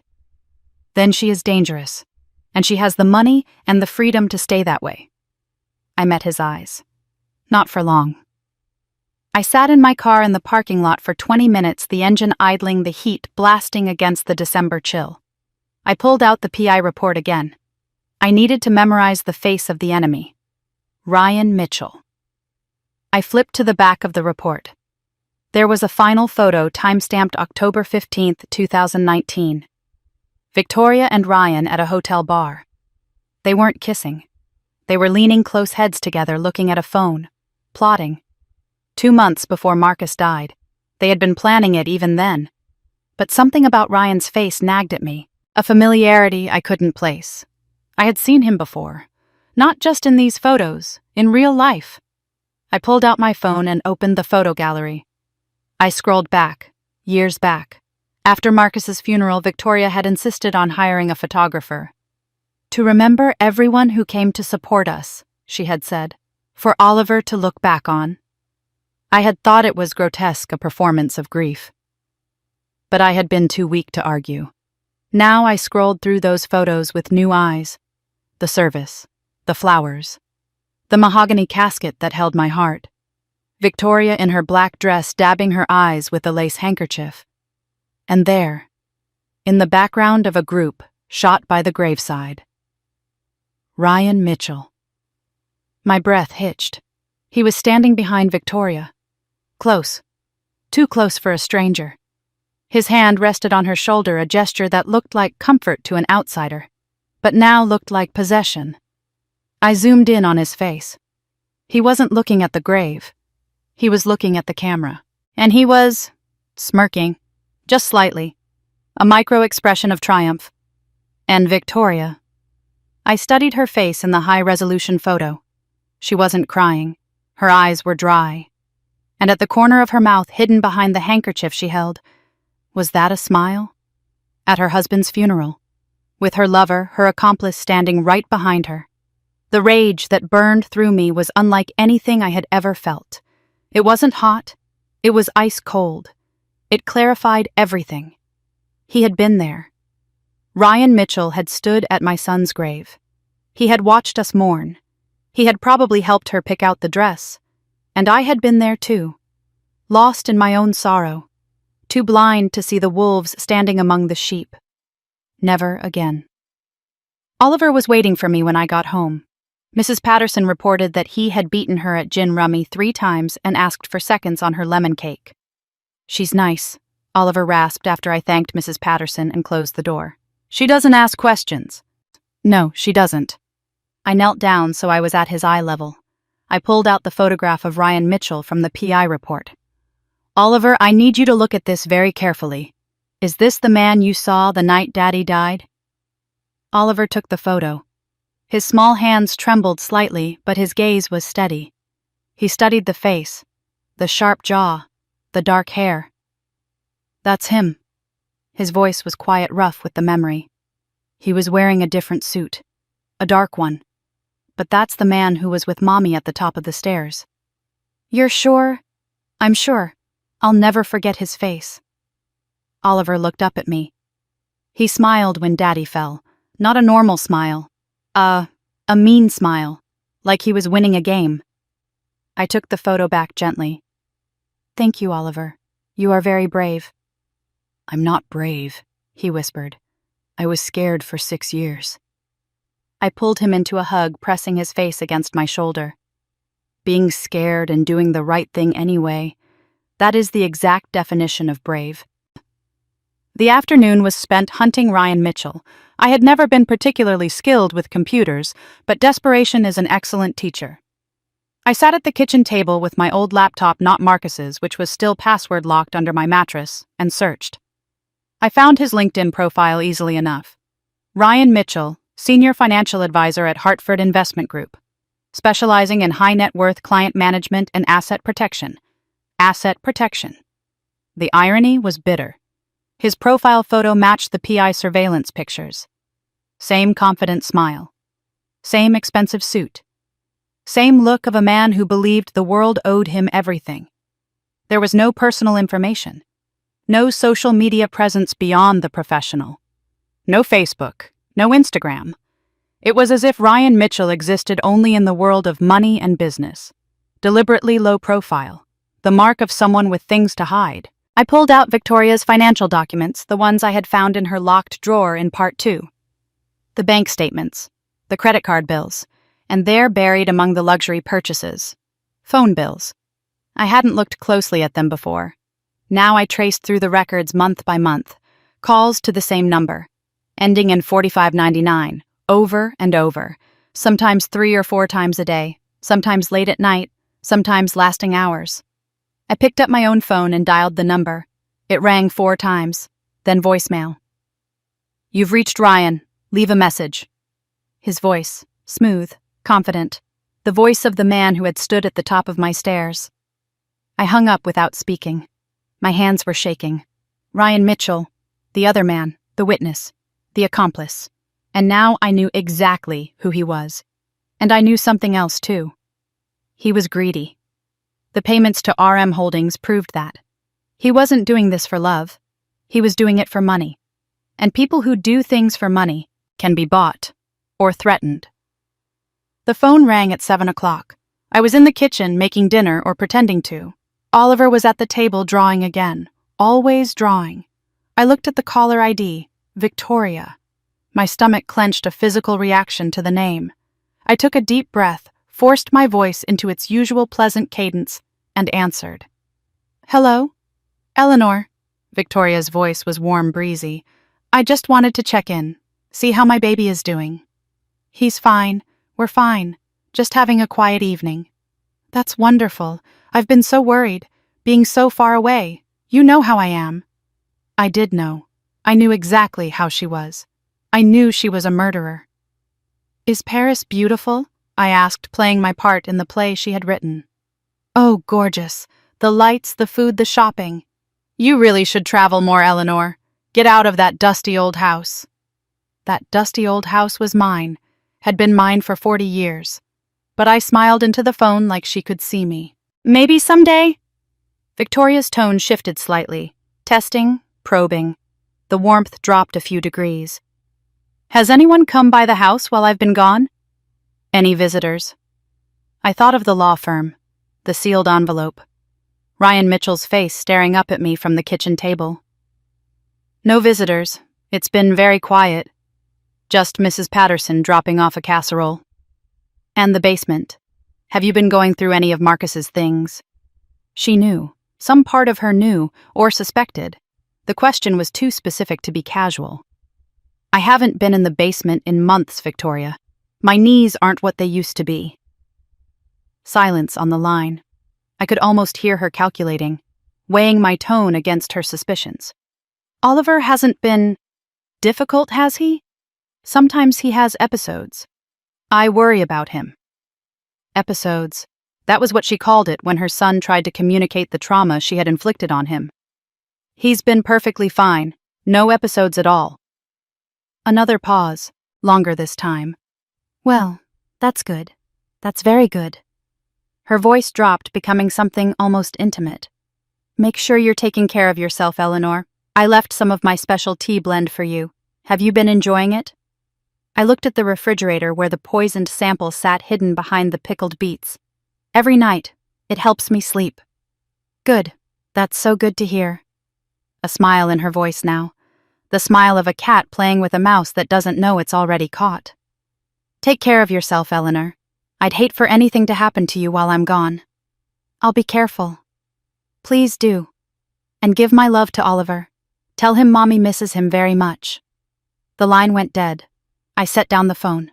My palm was sweaty against the plastic case. Oliver was watching me, his crayon frozen above the paper. "Mommy called," he rasped. Not a question. "Yes. She was checking on us." "Yes. She knows something is different." Oliver's eyes were old. Too old for 8. She can always tell when things are different. I walked over and smoothed his hair. Then we'll just have to be very careful. Can you do that? Can you pretend everything is normal when she calls? He nodded slowly. I've been pretending for 6 years. I can do it a little longer. My heart broke and swelled at the same time. This child, this brave, broken, beautiful child, had survived so much, and he was still standing, still fighting. I'm going to end this, I promised him. I'm going to make sure she never hurts us again. I know, Grandma. He went back to his drawing. That's why I told you. Because I knew you would fix it. After Oliver fell asleep, I spread everything across the coffee table.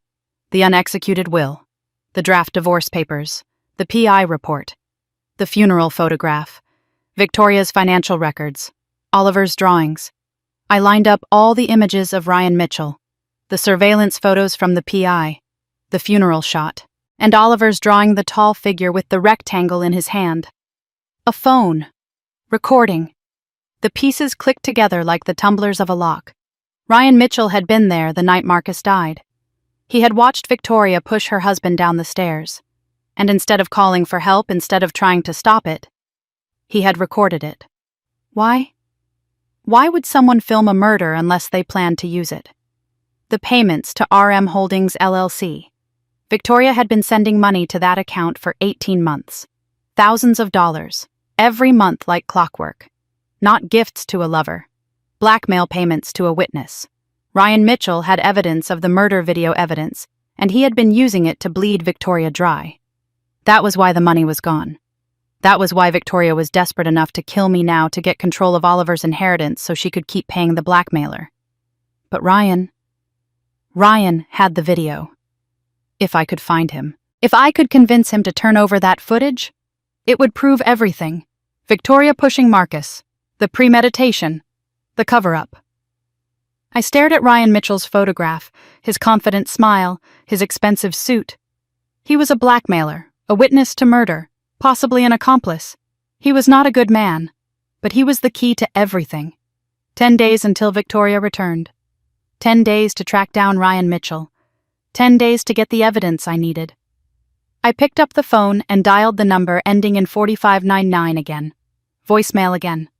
This time I didn't hang up. Mr. Mitchell, I said, my voice steady in the quiet house. My name is Eleanor Thornton. I believe you knew my son Marcus, and I believe you know exactly what happened to him on Christmas Eve. I paused, letting the words sink in for whoever was listening later. I know about the payments. I know about the video. I'm not interested in money, and I'm not interested in your affair with my daughter-in-law. I'm interested in the truth. I think we should talk, before Victoria gets back from Paris. Because when she does, the money runs out. And I suspect you know that. I left my number. Call me. I hung up. The bait was set. Now I just had to wait and see what kind of predator came hunting. The text came at 8 in the morning. My phone buzzed against the kitchen counter, a harsh, insect-like sound in the quiet house. I picked it up, my heart hammering a frantic rhythm against my ribs. Unknown number, no name, just words on a screen that made the blood freeze in my veins. Mrs. Thornton, interesting voicemail. We should talk, but not yet. V has eyes everywhere. Wait for my signal. R. Ryan Mitchell. He had heard my message. He had responded. The bait had worked. But that last line changed the temperature of the room. V has eyes everywhere. I read it 3 times, 4 times. Victoria has eyes. Watching. But watching what? Watching whom? Was someone in this house reporting to her? Was she monitoring my phone logs remotely? Had she installed hidden cameras in the years she owned this house that I had never found? The walls suddenly felt closer. The air felt thinner, insufficient to fill my lungs. Grandma! Oliver stood in the doorway, still in his pajamas, clutching his sketchbook. His hair was tousled, but his gaze was sharp. He noticed the phone in my hand, the tension in my shoulders. What's wrong? His raspy voice asked. I showed him the message. I didn't believe in hiding the truth from him anymore. He had survived the truth for 6 years. He deserved to know the shape of the danger we were in. His face went pale, but his eyes stayed steady. My brave boy. He's being careful, Oliver whispered. That's smart. Mommy knows people, bad people who do things for money. I hadn't considered that. I had thought of Victoria as a solitary predator. But of course she would have allies. People she had paid, people she had charmed. People like Ryan Mitchell used to be men who owed her favors or feared her wrath. We weren't just fighting one woman. We were fighting a network. We keep investigating, I said, forcing steel into my voice. But we're more careful now. We trust no one except each other. Oliver nodded. And we wait for his signal. Yes, we wait. But waiting, I was learning, was the hardest part of all. I left Oliver with Mrs. Patterson again. She was the only variable in this equation I felt I could trust, and drove downtown with the DVR unit wrapped in a towel in my trunk. The tech shop was tucked into a strip mall between a dry cleaner and a nail salon. It was the kind of place you would never notice unless you were looking for it, cramped, smelling of ozone and soldering iron. Derek was behind the counter. He was younger than I expected, maybe 25, with sleeves of tattoos and the patient, tired expression of someone who spent his life fixing other people's mistakes. This is it. He turned the heavy black box over in his hands. Mid-2010s model, hard drive recording. Don't see these much anymore. Everyone uses the cloud now. Can you recover the data? He examined the ports, the cracked casing. The power supply is shot, obviously, but the drive itself. He shook it gently. No rattle. The drive sounds intact. The problem is, if this was a backup loop, it overwrites itself every 48 hours unless it's stopped. It was stopped, I said. 6 years ago. Right. But sitting in an unconditioned attic for 6 years, heat damage, magnetic degradation. Files get corrupted, fragmented. He looked up at me. It's not like on TV, ma'am. I can't just press a button and get 4K video. Whatever you can recover, I pleaded. Anything. A single frame. A timestamp. Anything at all. Derek nodded slowly. I'll have to pull the platters, mount them in a clean reader, and run a sector-by-sector recovery. It takes time. How much time? 3 to 4 days. Maybe faster if I get lucky and the index file is intact. 3 to 4 days. How much? $300 for the recovery attempt. More if I have to reconstruct video files. I paid in cash. $300 that wouldn't show up on any credit card statement Victoria might be monitoring. Ma'am, I have to ask. Derek set the DVR on the workbench behind him. Is this for a legal matter? Because if there's a subpoena or a chain of custody issue... I met his eyes. It's for my family. That's all I can say. He held my gaze for a moment, then nodded. Family stuff. Got it. I'll do my best. I'll call you. I walked back to my car with my heart in my throat. 3 to 4 days. Would that be enough time? Would Victoria still be in Paris? Would Ryan Mitchell make contact before then? So many variables. So many ways this could fall apart. But I couldn't think about that. I could only keep moving forward. The laptop was waiting for me when I got home. Marcus's laptop. Password protected. The last barrier between me and my son's digital secrets. Oliver and I sat at the kitchen table, the computer humming open in front of us. The login screen glowed blue, a blank field waiting for the key that would unlock the past. What would Daddy use? Oliver asked, leaning his chin on his hands. What was important to him? I had already tried the obvious things. Birthdays, anniversaries, names, the dog's name. Nothing worked. Your father was careful, I said. He wouldn't use something easy to guess, not if he knew she was watching him. Oliver's brow furrowed in concentration. He used to call me his little bear. He had nicknames for everyone. He called you Mom E with a capital E. He called Grandpa the Admiral, even though he was never in the Navy. I typed Little Bear into the password field. Incorrect. Oliver Bear. Incorrect. Mom E. Incorrect. I leaned back frustrated. What would Marcus choose? Something meaningful. Something personal. Something only he would know. Or something he wanted to remember. Then I remembered the journal, the tone of it, the desperation, the entry dated December 23rd, Protect, Oliver, and the entry before that where he mentioned the new will. December 20th, 2019. Marcus was a man of logic, but he was also a father terrified for his son. He wouldn't use a random word. He would use a mission statement. I looked at Oliver. He wanted to protect you. That was the only thing on his mind at the end. I typed slowly, "Protect Oliver, incorrect." I tried adding the year. The year everything changed. Protect Oliver 2019. The screen flickered. The loading icon spun. And then, the desktop. Marcus's desktop. It was like stepping into a time capsule. Folders and files and emails untouched for 6 years. The background was a photo of Oliver at the beach laughing. It worked. My voice was barely a whisper. Oliver. It worked. I reached for the mouse, my hand trembling.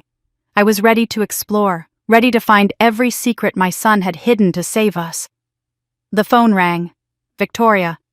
The name on the screen hit me like a physical blow. I slammed the laptop shut, heart pounding so hard it hurt. Oliver's eyes went wide with panic. I took a deep breath, composed my face though no one could see me, answered with a voice that betrayed nothing. Hello? Eleanor. Victoria's voice was silk and honey, but with that underlying metallic tang I had learned to fear. I hope I'm not interrupting anything. Not at all. Oliver and I were just having lunch. How sweet. You two are so precious together. A pause, a beat too long. Listen, there's been a change of plans. My stomach dropped. Oh, Paris is wonderful, but honestly, my parents are exhausting. The constant shopping, the endless dinners. I need my own bed, my own space, my own... Another pause, heavy, loaded. Family. No. No. When are you coming back? Tomorrow morning. First flight out. I should be home by noon. I looked at Oliver. His face had gone white. That's wonderful. I managed the lie, tasting like ash in my mouth. We'll make sure everything is ready for you. I'm sure you will. See you soon, Eleanor. Give Oliver my love. The line went dead. Tomorrow.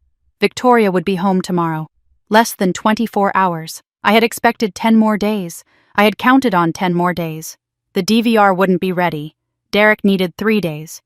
Ryan hadn't given his signal. The laptop was unlocked but unexplored. Everything was half finished, half discovered, half proven.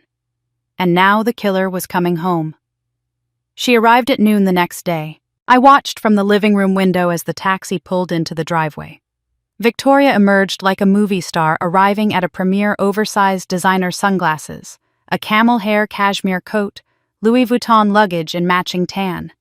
She didn't look like someone who had cut a trip short because she missed her family. She looked like someone who had smelled blood in the water and had come home to hunt. Oliver stood beside me silent.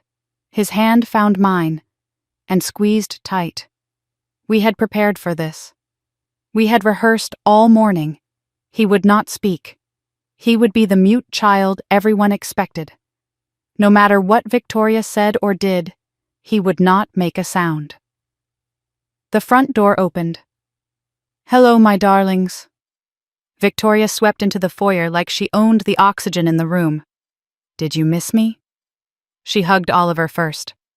I watched him go rigid in her arms, his face carefully blank.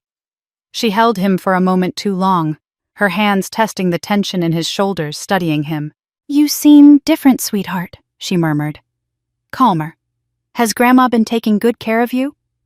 Oliver nodded, said nothing. Victoria's eyes narrowed slightly behind her sunglasses. Then she turned to me.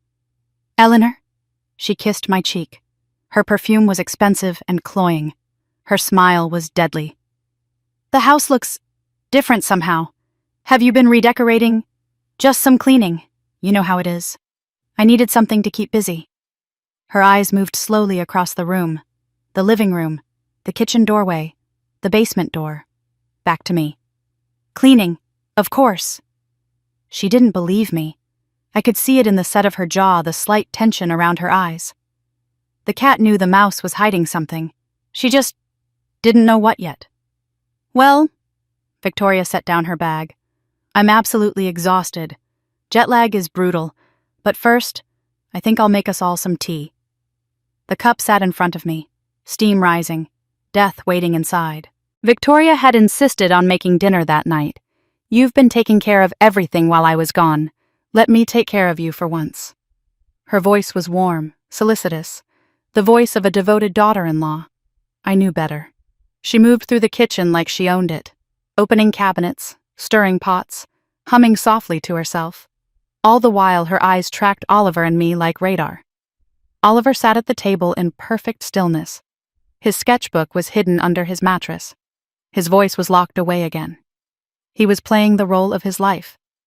Watching him pretend, it hurt more than anything. He seemed so peaceful, Victoria observed, glancing at Oliver as she chopped vegetables. More settled than usual. What's your secret, Eleanor? Routine. A consistent schedule. It helps him feel safe. Does it? She turned back to the stove. I always thought routine made him worse. All that predictability. No stimulation. She was testing me. Every word was a probe. And then she reached for the tea kettle. I know you've been enjoying my special blend, Victoria said, pouring hot water into her grandmother's antique teapot. The one she had inherited from Marcus's grandmother. The one she had claimed for herself. I brought more back from Paris. A lovely little shop in the 5th arrondissement. She hadn't brought tea from Paris. She hadn't had time to shop if she came back this fast. But I smiled and nodded like I believed her. The tea was poured, a cup placed in front of me. Victoria sat across the table, her own cup untouched. Drink up, Eleanor. You look tired. The liquid was amber-colored. It smelled like chamomile. And something else. Something bitter underneath. The smell I had identified the morning Oliver spoke. I picked up the cup. My hand was steady, though my heart was thrashing. I brought it to my lips. Victoria watched. Her eyes never left my hands. I tilted the cup, let the liquid touch my lips, held it in my mouth without swallowing. I said, lowering the cup. Delicious. I set it down and smiled. Is something wrong? Victoria's head tilted slightly. You usually drink faster than that. Just savoring it. It's been a long week. Has it? What have you been up to? The questions were coming faster now, sharper.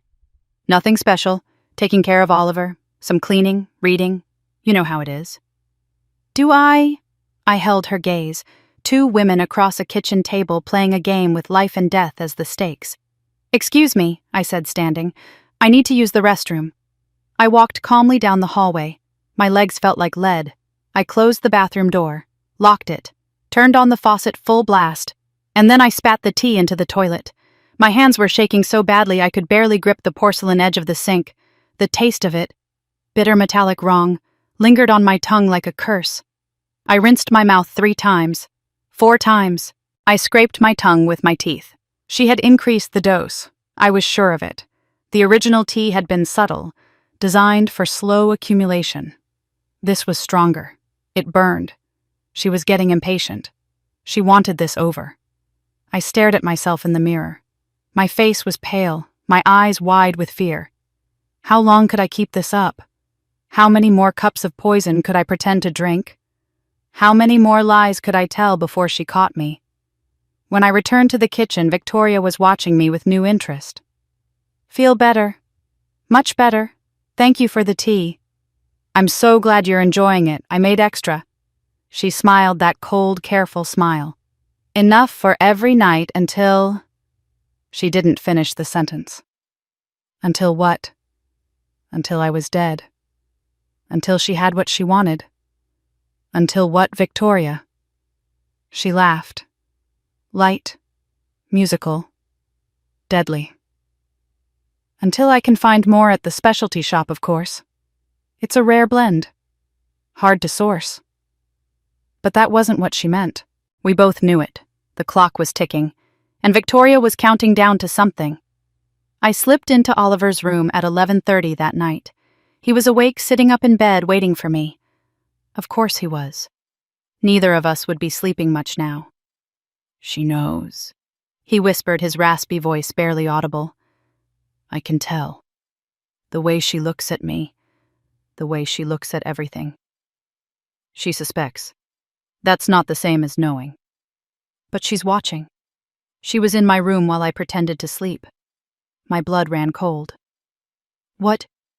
Earlier, before dinner, she came in and went through my desk.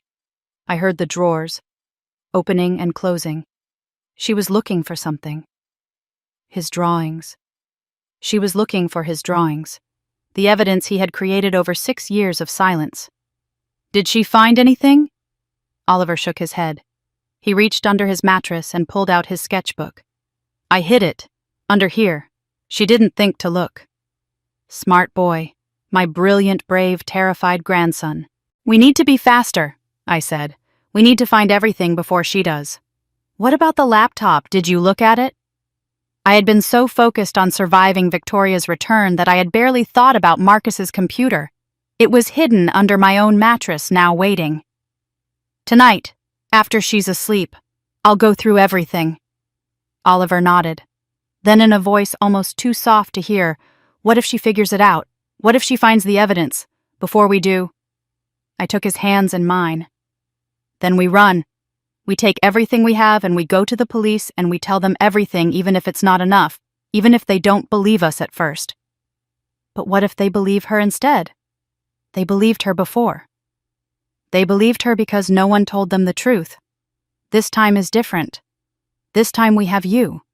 This time we have the journal and the will and the DVR if Derek can recover the files.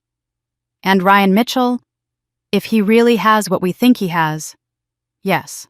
Ryan Mitchell, too. Oliver was quiet for a moment. I don't trust him. The man who smiled when Daddy fell. How can we trust him? We can't. Not entirely. But sometimes you have to work with people you don't trust to defeat something worse. He thought about that. Like an alliance, in a war. Exactly like that. I kissed his forehead and stood. Try to sleep. I'll be in my room. If anything happens, I know, I'll scream. I slipped out of Oliver's room and made my way down the hallway. And then I stopped. The floorboard beneath my foot had creaked, loud in the silent house. I looked up. Victoria was standing at the end of the hall. She was wearing her silk robe, arms crossed, leaning against the doorframe of her bedroom. Watching me.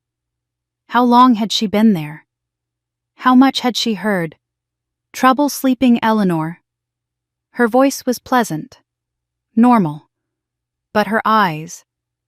In the shadows of the hallway, her eyes were black holes. Just checking on Oliver. Old habits. Old habits. She repeated it slowly, like she was tasting the words to see if they were rotten. You've been spending a lot of time with him lately, more than usual. He's my grandson.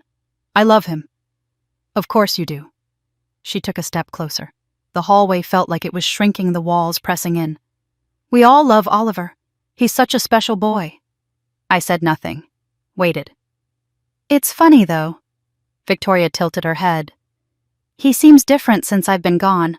Calmer, like I said, but also watchful. Like he's paying attention to things he never noticed before. Children are perceptive. Are they? Another step. Or are they being taught to pay attention by someone? The silence stretched between us, 2 women in a dark hallway.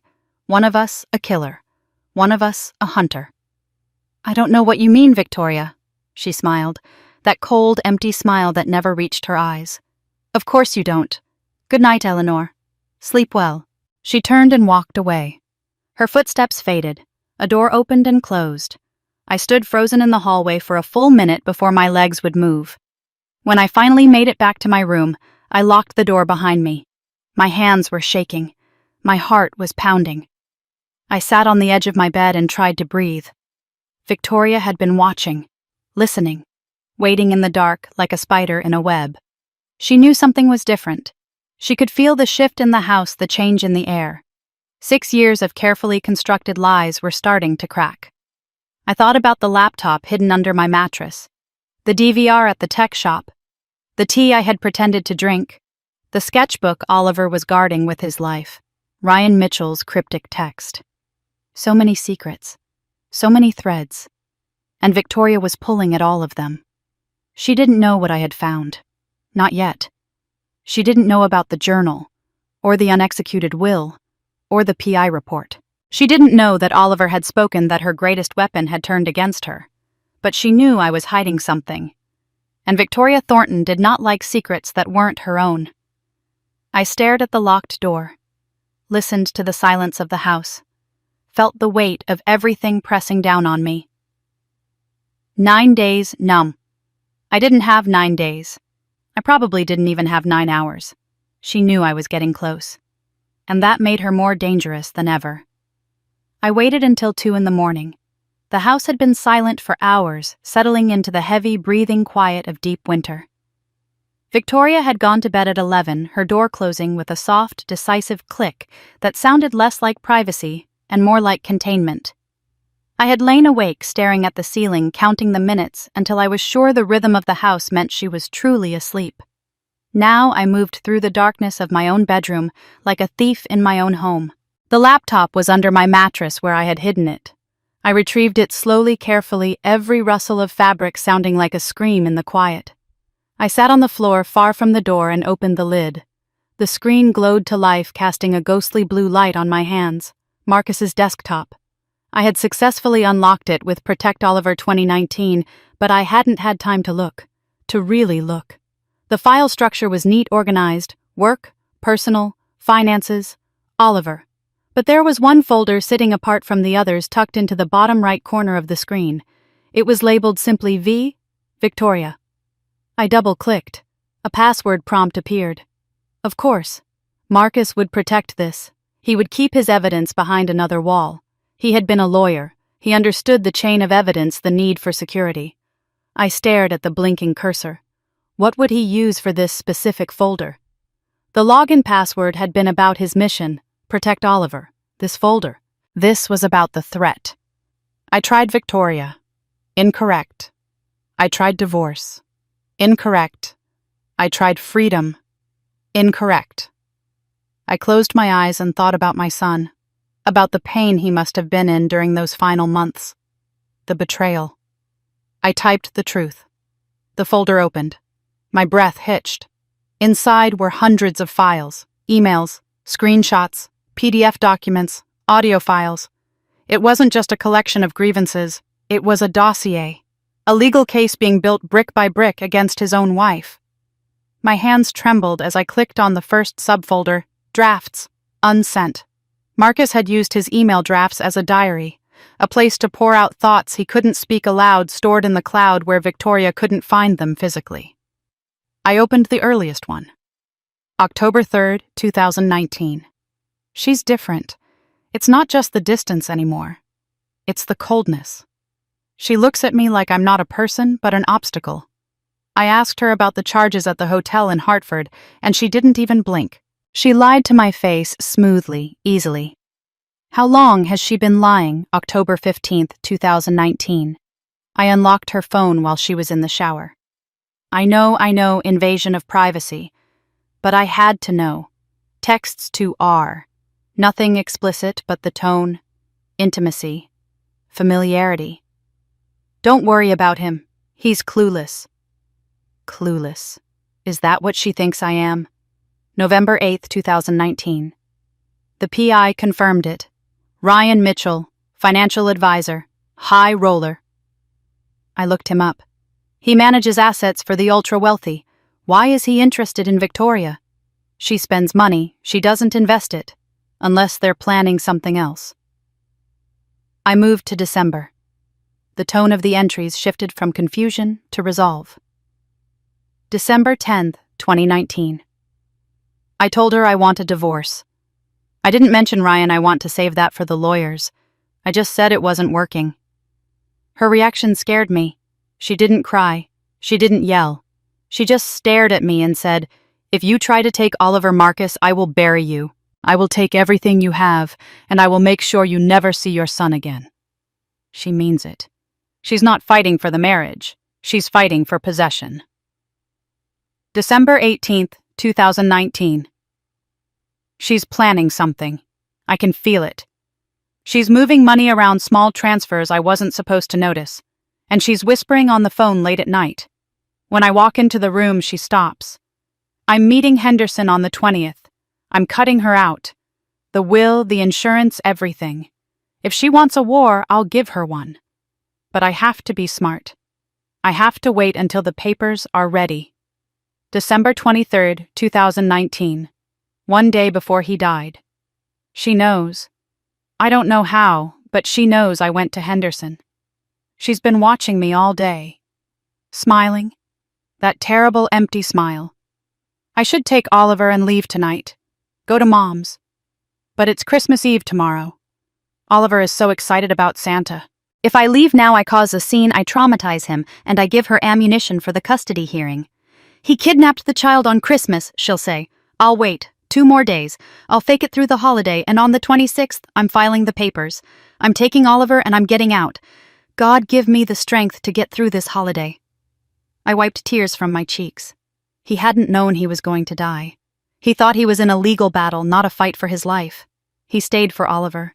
He stayed to give his son one last happy Christmas. And that kindness killed him. I closed the drafts folder and opened the one labeled audio. There were only 3 files, voice memos recorded on his phone. I plugged in my headphones. I couldn't risk Victoria hearing even a whisper and pressed play on the first one. Dated December 21st, 2019.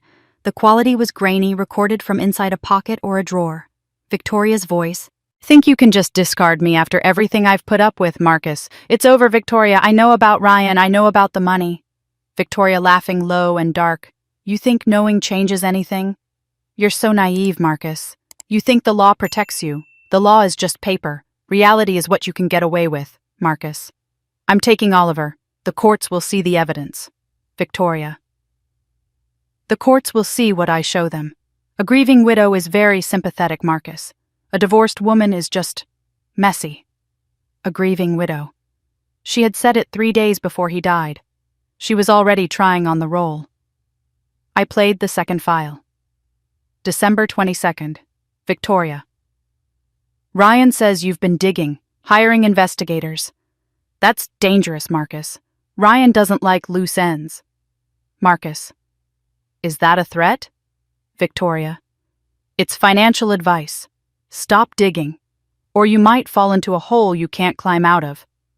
I pulled the headphones off my hands, shaking. This wasn't a crime of passion. This was a corporate merger of murder. Victoria provided the access, Ryan provided the method and the cleanup. They had treated my son's life like a failing asset to be liquidated. I shut the laptop down. I had read enough. I knew the why. I knew the how. Now I just needed to survive long enough to prove it. I went to Oliver's room at 6 a.m. He was already awake, sitting up in bed with his knees pulled to his chest, staring at the door, waiting for me. She was walking in the hall last night, he whispered as soon as I entered. I heard her. She stopped outside my door for a long time. She didn't come in. No. She just stood there, breathing. My stomach turned, the predator pacing the cage. I need to ask you something, Oliver, I said, sitting on the edge of his bed. I need you to tell me exactly what happened that night, the night Daddy died. I need every detail, no matter how small. Oliver's face went pale, but he nodded. He was ready. I told you about the pushing, he said. Yes, but before that, you said Daddy was on the stairs. Did he look like he was trying to run away? Oliver closed his eyes, accessing the memory he had kept locked in a vault for 6 years. No, he said slowly. He wasn't running. He was backing up. He looked confused. He was holding his hands up like this. Oliver raised his small palms, like he was trying to stop a car. Defensive, I murmured. Patricia had said there were bruises on his forearms. And Mommy, she was holding the phone.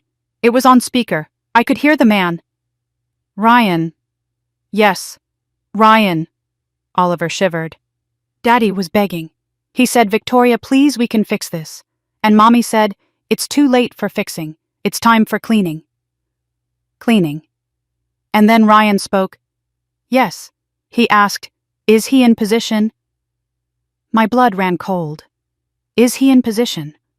Like a stage director. Like a sniper. Mommy looked at Daddy's feet. He was right at the edge of the top step, and she said yes. And then Ryan said, "Push him. Do it now. I'm recording everything." I'm recording everything. That was the key. That was the leverage. Ryan had directed the murder to ensure he had permanent control over Victoria. It was mutually assured destruction. And after Daddy fell, I asked, forcing myself to ask the hardest question. What did Mommy do? Oliver opened his eyes. They were wet with tears. She looked down the stairs. Just looked, for a long time. Then she looked up at the camera, at her phone, and she smiled. She smiled at the phone. Yes, like she was showing the man she did a good job, and then... Oliver's voice broke. Then she looked at me. Oh, sweetheart. She saw me. I was hiding by the railing. She walked over to me. She didn't look scary anymore. She looked happy. She grabbed my arm really hard and she leaned down and whispered, "Daddy had an accident. A terrible accident. And if you ever tell anyone differently, you'll have an accident too." I pulled him into my arms and held him while he shook. She hadn't just threatened him. She had promised him death, to her own child. Ryan's text came at 9 a.m. I was in the kitchen forcing myself to eat toast while Victoria read a magazine at the table. She looked relaxed, refreshed, as if she hadn't spent the night patrolling the hallway. My phone buzzed in my pocket. One short vibration. I waited. I took a sip of water. I stood up and walked to the pantry pretending to look for something before I pulled the phone out. Unknown number. Tonight, midnight. The old mill parking lot on Route 7. Come alone. If I see a tail, the deal is off. R. My heart hammered against my ribs. Midnight. 15 hours from now. I typed back quickly. I'll be there. Then I deleted the entire conversation and the call log. Everything all right, Eleanor? I jumped. Victoria was standing right behind me. I hadn't heard her move. Her perfume, that sickly sweet floral scent, filled the small pantry. Fine, I said, turning around. Just checking the shopping list. We're out of... milk. Her eyes flicked to my pocket where I had shoved the phone. You seem jumpy, she said. Nervous. I'm just tired, Victoria. I didn't sleep well. No. She smiled, leaning against the doorframe, blocking my exit. I'm not surprised. Guilt is terrible for insomnia. Guilt. I met her eyes. What do I have to be guilty about? Oh, I don't know. She examined her fingernails. Snooping. Betraying the family privacy. Filling Oliver's head with nonsense. She looked up and her gaze was sharp as a scalpel. I know you went to Henderson's office, Eleanor. I know you've been asking questions. She knew. Marcus was my son, I said, keeping my voice steady. I have a right to visit his lawyer. Marcus is dead, she said flatly, and digging up the past won't bring him back. It will only dirty the people who are still here. She took a step closer. I'm warning you, Eleanor. For your own good, stop digging. You might not like what you find buried in the dirt. Is that a threat? It's advice. Like I gave Marcus. She smiled again. He didn't listen either. She turned and walked away, leaving me trembling in the pantry. She had admitted it. In her own twisted way, she had just admitted it. He didn't listen either. The confrontation had begun. She wasn't hiding anymore. She was daring me to make a move. I prepared for the meeting in silence. 8 o'clock. Victoria was watching television in the living room, the volume turned up loud. Oliver was in his room, supposedly asleep. I went to my room and gathered what I needed. Copies of the documents from the laptop printed at the library days ago, just in case. My phone, a small canister of pepper spray I had bought years ago and never used, tucked into my coat pocket. And the USB drives Derek had given me. Oliver appeared at my door just as I was putting on my coat. You're going to meet him, he rasped. Yes. The man who told Mommy to push Daddy. Yes. His face was pale, but his jaw was set. What if he hurts you? I knelt down so I was at his eye level. He won't hurt me. He wants to make a deal. He's scared Oliver. He knows Victoria is dangerous and he wants out. But what if I'm not back by 6 a.m, I said, handing him a folded piece of paper. You take this. It has Detective Martinez's number and Patricia Chen's number. You call them. You tell them everything. Can you do that? He took the paper, his hand trembling. I don't want you to go. I have to. He has the video. The video is the only way we make sure she goes away forever. Grandma. Yes. Be careful. He smiled when Daddy fell. Remember that. I remember. I kissed his forehead and stood. Lock your door. Don't open it for anyone but me. I slipped out the back door at 11:30. The night was bitter cold. The sky was clear, the stars hard and bright like diamonds. I walked to my car, parked at the end of the driveway to avoid the noise of the garage door. I looked back at the house. It stood dark and silent against the night sky. My home. My prison. Somewhere inside, Victoria was sleeping. Or maybe she was awake, planning her next move. She thought she had won. She thought I was a confused old woman, easily intimidated, easily disposed of. She was wrong. I started the car and drove toward Route 7, toward the man who had orchestrated my son's murder. Toward the truth. Toward the end of the nightmare. I arrived at the old mill parking lot at 11:55. The mill had been abandoned for decades, a skeleton of brick and broken glass standing against the winter sky. Route 7 was empty, the asphalt slick with frost. The only light came from a flickering sodium lamp that buzzed like a trapped insect. I parked in the darkest corner, turned off my headlights, and waited. The cold seeped through the windows instantly. I checked the canister of pepper spray in my pocket. It felt ridiculously inadequate. I was a grandmother armed with a purse and a can of mace, waiting to meet a man who had orchestrated a murder. But I was also a mother. And that made me dangerous in a way Ryan Mitchell couldn't calculate. At midnight exactly, headlights swept across the cracked pavement. A black BMW, sleek, expensive, out of place in this graveyard of industry, pulled in. It parked 20 feet away facing the exit, always ready to run. The driver's door opened. Ryan Mitchell stepped out. He looked exactly like the photos, yet different. The arrogance was still there in the set of his shoulders, the cut of his expensive wool coat. But up close in the harsh yellow light, he looked tired. There were shadows under his eyes. He looked like a man who had spent 6 years looking over his shoulder. I got out of my car. The wind whipped my hair across my face. I pushed it back and walked toward him, stopping 10 feet away. Mrs. Thornton, he said. His voice was smooth, practiced. The voice of a man who sold high-risk investments to wealthy people. Thank you for coming alone. Let's skip the pleasantries, I said, my voice steady despite the cold. You know why I'm here? I do. He shoved his hands into his pockets. You want the video, the insurance policy. I want the evidence that proves Victoria killed my son. Evidence you've been using to bleed her dry for 6 years. He smirked, a humorless twitch of the lips. Blackmail is such an ugly word. I prefer to think of it as a consulting fee, for services rendered. You directed a murder, I spat. My grandson heard you. Push him. Do it now. He heard every word. The smirk vanished. For the first time, I saw a flicker of genuine unease in his eyes. The boy remembers that. He remembers everything. He remembers your voice. He remembers your face at the funeral. He remembers you smiling when Marcus fell. I took a step closer, channeling every ounce of rage I had suppressed for 6 years. You're not just a witness, Ryan. You're a co-conspirator. Conspiracy to commit murder. That's a life sentence in this state. Which is why we're here, he said, his voice hardening. Victoria is becoming unstable. She's burning through cash too fast. She's making mistakes, and now she's trying to kill you to access the trust fund. He shook his head. That draws heat. Investigations, autopsies. I don't like heat, Mrs. Thornton. So you want to cut a deal. I want out.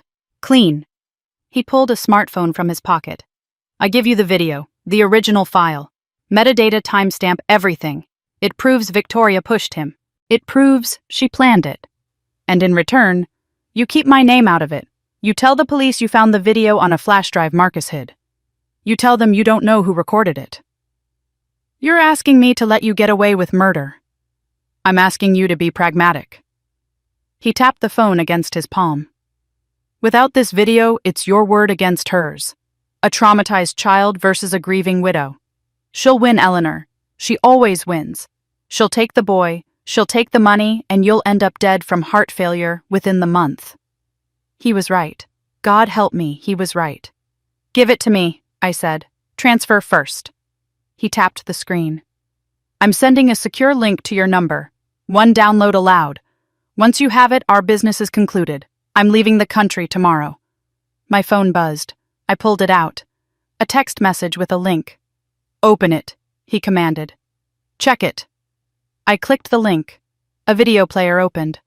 I saw the hallway. I saw Marcus backing away. I saw Victoria's hands. It was shaky.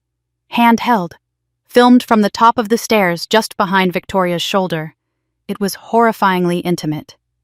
"It's all there," Ryan said. "Audio too." "Fine," I whispered, feeling sick. "You have your deal. Just go." "One piece of advice, Mrs. Thornton." He opened his car door. "Don't underestimate her. Victoria isn't just a killer, she's a survivor. If she thinks she's cornered, she won't surrender. She'll burn the whole house down with you inside it." "I'm counting on it," I said. He paused, looking at me with something like begrudging respect. "Good luck." He got in the car. The engine roared to life. He spun the tires on the frost-slicked pavement and sped away, leaving me alone in the dark with the evidence of my son's murder in my pocket. I drove home slowly, my mind racing. I had it. I actually had it. Ryan Mitchell was a monster, but he was a useful one. With this video, Victoria couldn't hide. She couldn't spin the story. I pulled into the driveway at 3 a.m. The house was dark, silent. I parked the car and walked to the back door, shivering. In my haste to leave earlier, I had forgotten to grab my heavy coat, wearing only a light cardigan. The cold had settled deep into my bones. I unlocked the back door and stepped into the kitchen, moving quietly, intending to creep back to my room and lock the door until morning. Click. The kitchen overhead light snapped on, blindingly bright. I froze. Victoria was sitting at the kitchen table. She was wearing her silk robe, a cup of tea steaming in front of her. Her hair was perfectly brushed. Her face was fresh and alert. She hadn't just woken up. She had been waiting. "Interesting time for a drive, Eleanor," she said. Her voice was calm, conversational. I couldn't sleep," I stammered, blinking against the light. "I went for a drive to clear my head. At 2 a.m. Her eyes traveled over my shivering form, my wind-blown hair, the red flush on my cheeks from the biting cold. Without a coat. I didn't realize how cold it was until I was already out. "You're a terrible liar, Eleanor." Victoria stood up slowly, gracefully. "You always have been. That's why Marcus got away with hiding things from you for so long. You see what you want to see." "I don't know what you mean." "Don't you?" She walked toward me. She didn't look angry.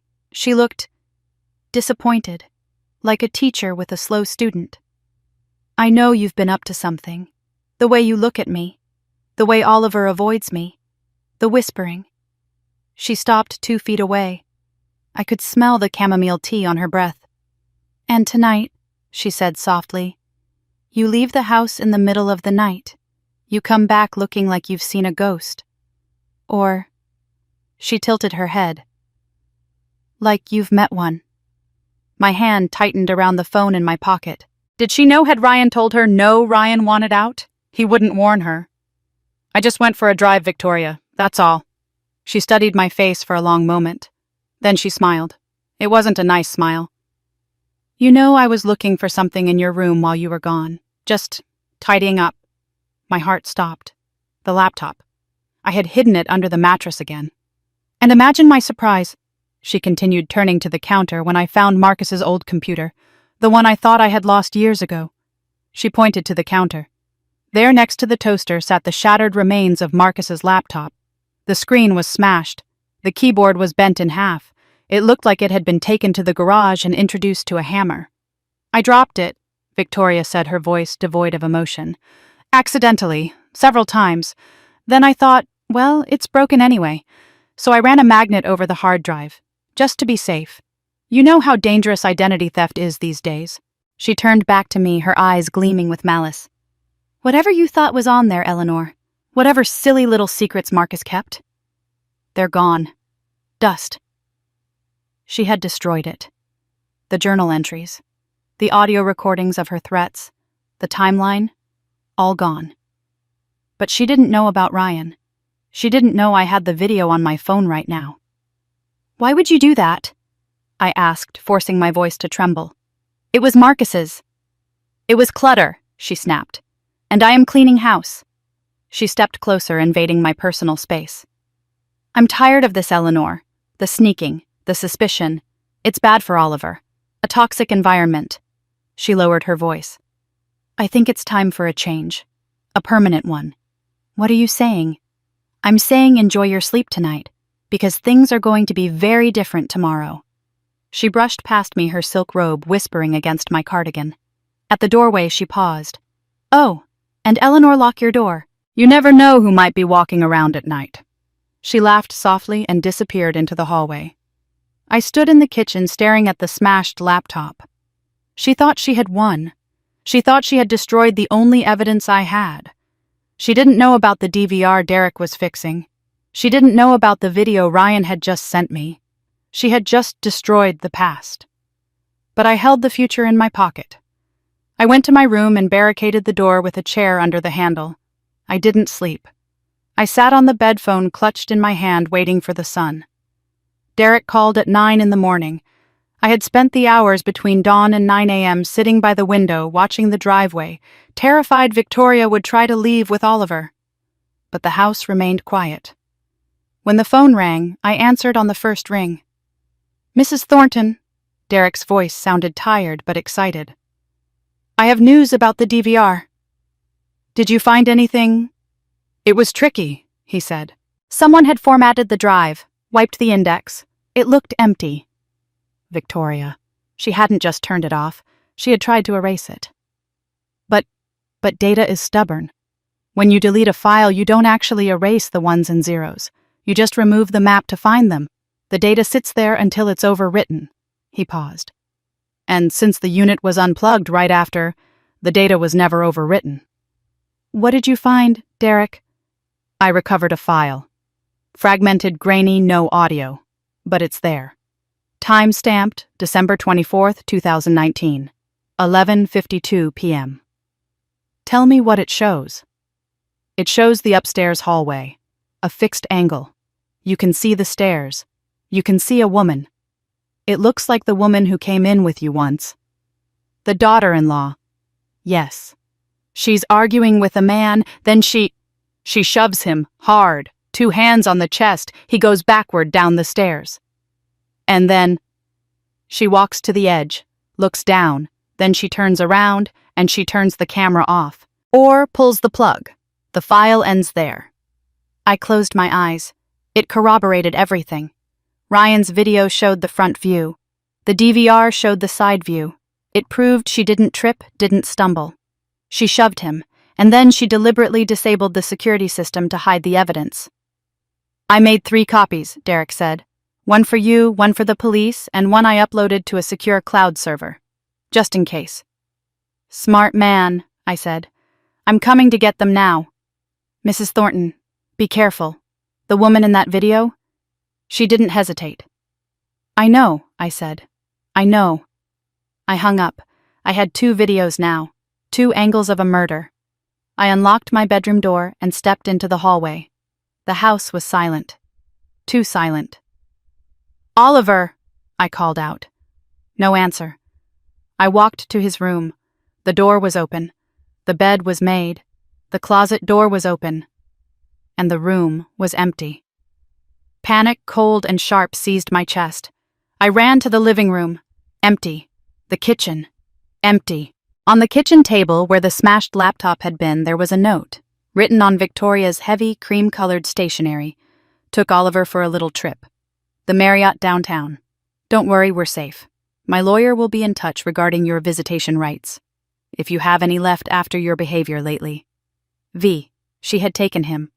While I was on the phone with Derek, while I was barricaded in my room. She had woken him up, packed a bag, and taken him. She knew. She knew the walls were closing in, and she had taken the only leverage that mattered. My grandson. I didn't scream. I didn't collapse. The time for that was over. I grabbed my purse. I checked the pepper spray. I made sure my phone was charged. "You made a mistake, Victoria," I whispered to the empty house. "You thought taking him would stop me." I walked out the door. "You just gave me a reason to burn you to the ground." I spent the next hour on the floor of Oliver's empty room. I didn't cry. I didn't wail. I sat cross-legged on the rug, holding the note Victoria had left, breathing in the scent of the room, pencil shavings, laundry detergent, and the faint, sweet smell of a little boy who had finally started to feel safe. The despair was there, lurking at the edges of my mind like a black tide waiting to rush in. But I held it back with a dam built of something stronger. Cold, clinical rage. I looked at the note again. The Marriott downtown. She had taken him to a public place. That was smart. It meant I couldn't just storm in and drag him out without causing a scene that would get me arrested. She had legal custody. To the outside world, she was a concerned mother taking her son on a local getaway. I was the unstable grandmother she had been warning everyone about. She thought she had checkmated me. She thought that by destroying the laptop and taking the hostage, she had stripped me of my weapons. But she didn't know about Derek, and she didn't know about the file on my phone. I stood up. My knees cracked, but my legs were steady. I went to the closet. Tucked in the back behind a row of winter coats that Oliver had outgrown was a small cardboard box. Inside sat a worn brown teddy bear with a frayed red ribbon. Marcus had bought it for Oliver's first birthday. I picked it up. It smelled like dust and memories.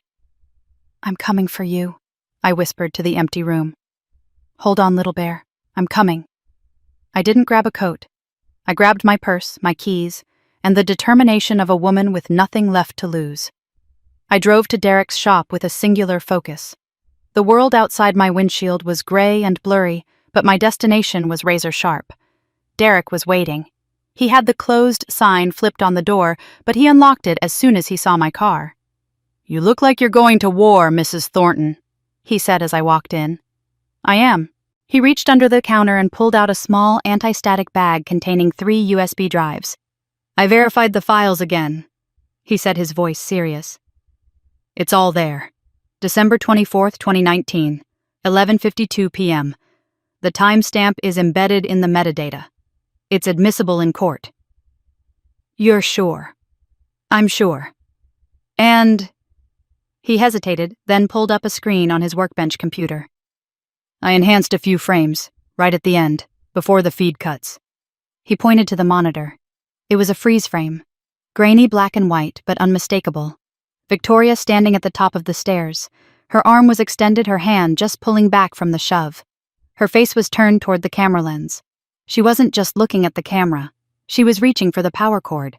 Her expression was focused, cold, efficient. "She knew exactly where the backup unit was," Derek said. "She didn't just turn off the system, she physically unplugged the redundancy drive. That proves knowledge, and intent to conceal." "Intent," I repeated. "That's the difference between manslaughter and murder one." I took the drives. They felt light in my hand, negligible. It was terrifying to think that justice for a human life could fit into something so small. "How much do I owe you for the enhancement?"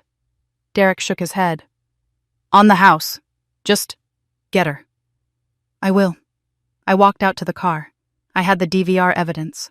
I had Ryan's video on my phone. Now I needed an army. I called Patricia Chen from the parking lot.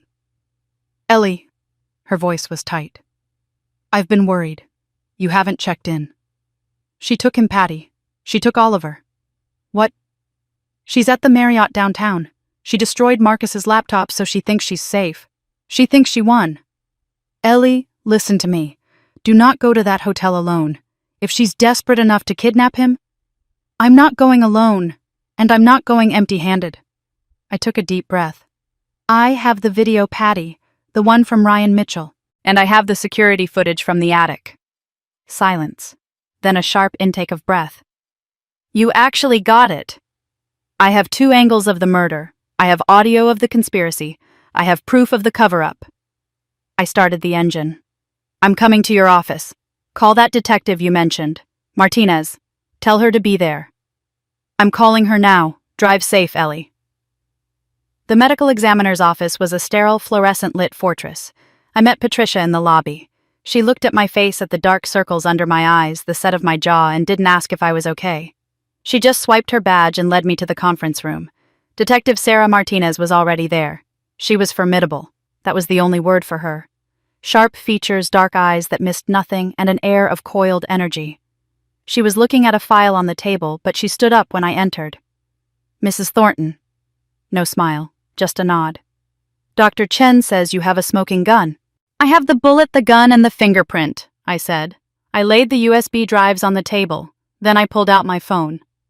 "This," I said, holding up the phone, "is from the accomplice, Ryan Mitchell.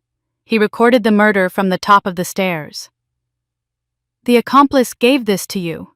Martinez asked, skepticism coloring her tone. "He wants immunity. He knows Victoria is spiraling and he wants to save his own skin." "Smart man," Martinez muttered. "Let's see it." We plugged the phone into the large monitor on the wall. I watched it again. I forced myself to watch. The hallway, Marcus pleading, Victoria's cold dismissal, Ryan's command, the push. The room was dead silent. I saw Martinez's jaw tighten. I saw her hand unconsciously move to the badge on her belt. When the video ended, Martinez didn't speak for a full minute. She rewound it, played the last 10 seconds again, the smile, Victoria's smile. "Jesus," Martinez whispered. It was a prayer and a curse. "And this," I said, plugging in Derek's USB drive, "is the security camera angle. It proves she physically shoved him. It proves she disabled the camera immediately after." We watched the grainy black and white footage. The mechanics of the fall were brutal. The intent was undeniable. Martinez stood up. She paced the length of the room, then turned to me. "This is it," she said. "This is everything. Motive means opportunity, intent, and execution. We have her dead to rights." "Then go get him," I said, my voice cracking for the first time. "Go get Oliver."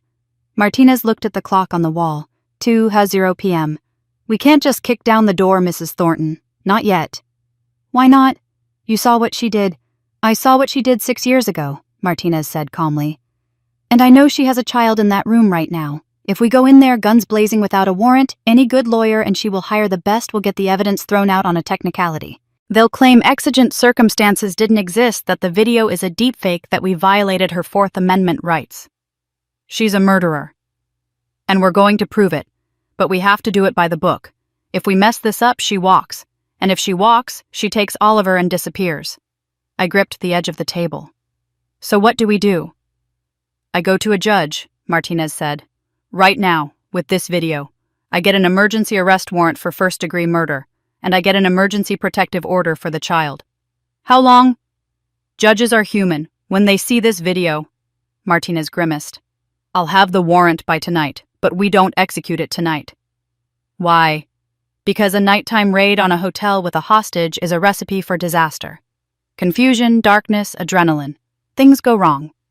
She looked me in the eye. "We hit them in the morning, 9:00 a.m.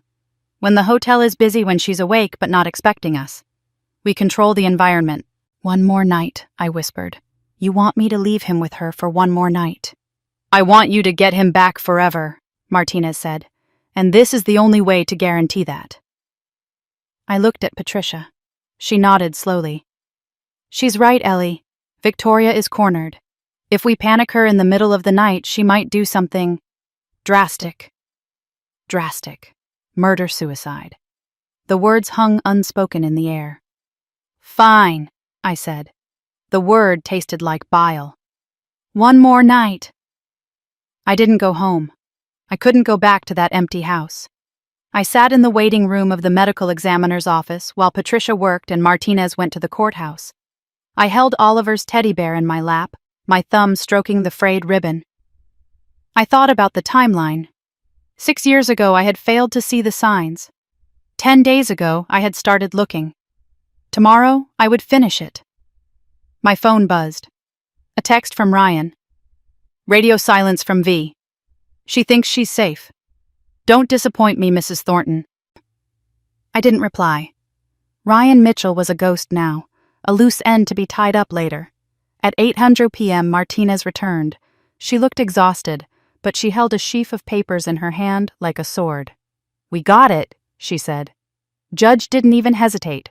Signed the warrant before the video even finished playing. So we stage at 8:30 a.m., a block from the Marriott. We go in at 9:00. She sat down next to me. "Mrs. Thornton, I need you to prepare yourself. When we go in, Victoria isn't going to surrender quietly. She's a narcissist who's losing control. She will use Oliver as a shield. She will lie. She will scream."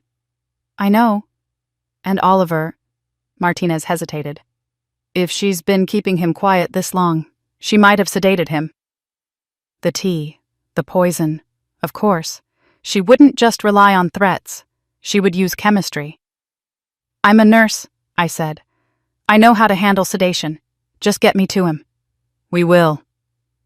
I spent the night on a cot in Patricia's office. I didn't sleep. I stared at the ceiling tiles, counting the hours. 10 hours, 8 hours, 4 hours. I thought of every moment I had missed with Oliver because of Victoria. Every smile she had stolen, every word she had silenced. I thought of Marcus. The way he had looked in the video, scared, pleading, but still trying to de-escalate, still trying to protect his family. "I tried to protect us," he had written. "I know, my love," I thought. "And tomorrow, I'm going to finish the job." When the sun finally rose, painting the sky in shades of violent orange and bruised purple, I was already dressed. I washed my face in the break room sink. I put on my blazer. I clipped my hair back. I looked in the mirror. The woman staring back wasn't the tired, grieving grandmother who had welcomed Victoria home 2 weeks ago. She was a soldier. I grabbed the teddy bear. I grabbed the paperwork. "Let's go," I said to the empty room. It was time to bring my grandson home. I woke before my alarm. The digital clock on the wall of the break room read 6:47. Dawn was just beginning to break, a bruise of pale purple light filtering through the blinds. I had slept maybe 3 hours curled on a cot in Patricia's office. They were fitful, shallow hours filled with dreams of Oliver calling for me from a room without doors. But today I would find the door. My body ached as I sat up. The exhaustion of the past 10 days, the sleepless nights, the terror, the grief had settled into my bones like lead. But as my feet hit the cold linoleum floor, a different sensation took over. Adrenaline. It pushed through the fatigue, sharpening my vision, steadying my hands. Today was the day. After 6 years of lies, after 10 days of investigation, after everything Victoria had done to bury the truth. Today we would dig it up. I checked my phone. One message from Detective Martinez sent at 6 a.m. "Warrant secured. Judge signed off on everything. Meet at 8:30 a.m. parking lot on Maple Street, 1 block east of the Marriott. Stay invisible until we give the go." I read the message 3 times. Let the words sink in. Judge signed off. It wasn't a hope anymore. It was a legal reality. I got up and began to prepare. I went to the restroom and splashed cold water on my face. I didn't dress for fashion. I dressed for battle. Comfortable shoes I could run in, dark slacks, a heavy blazer that made me look professional, serious, a woman who was done being a victim. I pulled my hair back into a tight bun. No makeup to hide the dark circles. Let them see the toll. Let them see what a grandmother looks like when she has been pushed too far. I gathered my things.